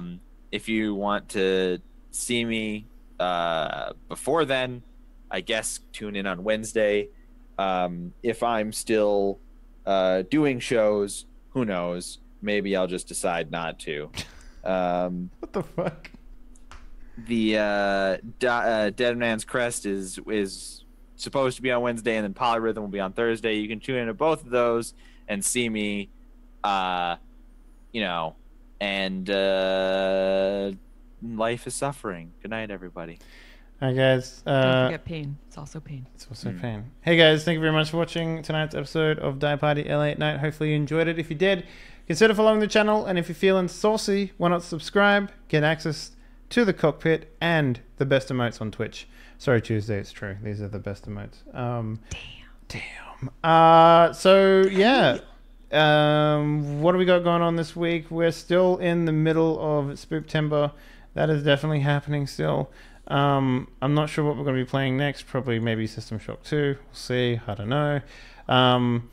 Abyss. Man, you have not, September is almost through, and you haven't done, nearly half your list at all. I've played through totally 6 games, so yeah, we're getting Part of there. it will be for next Spooktember. Yeah.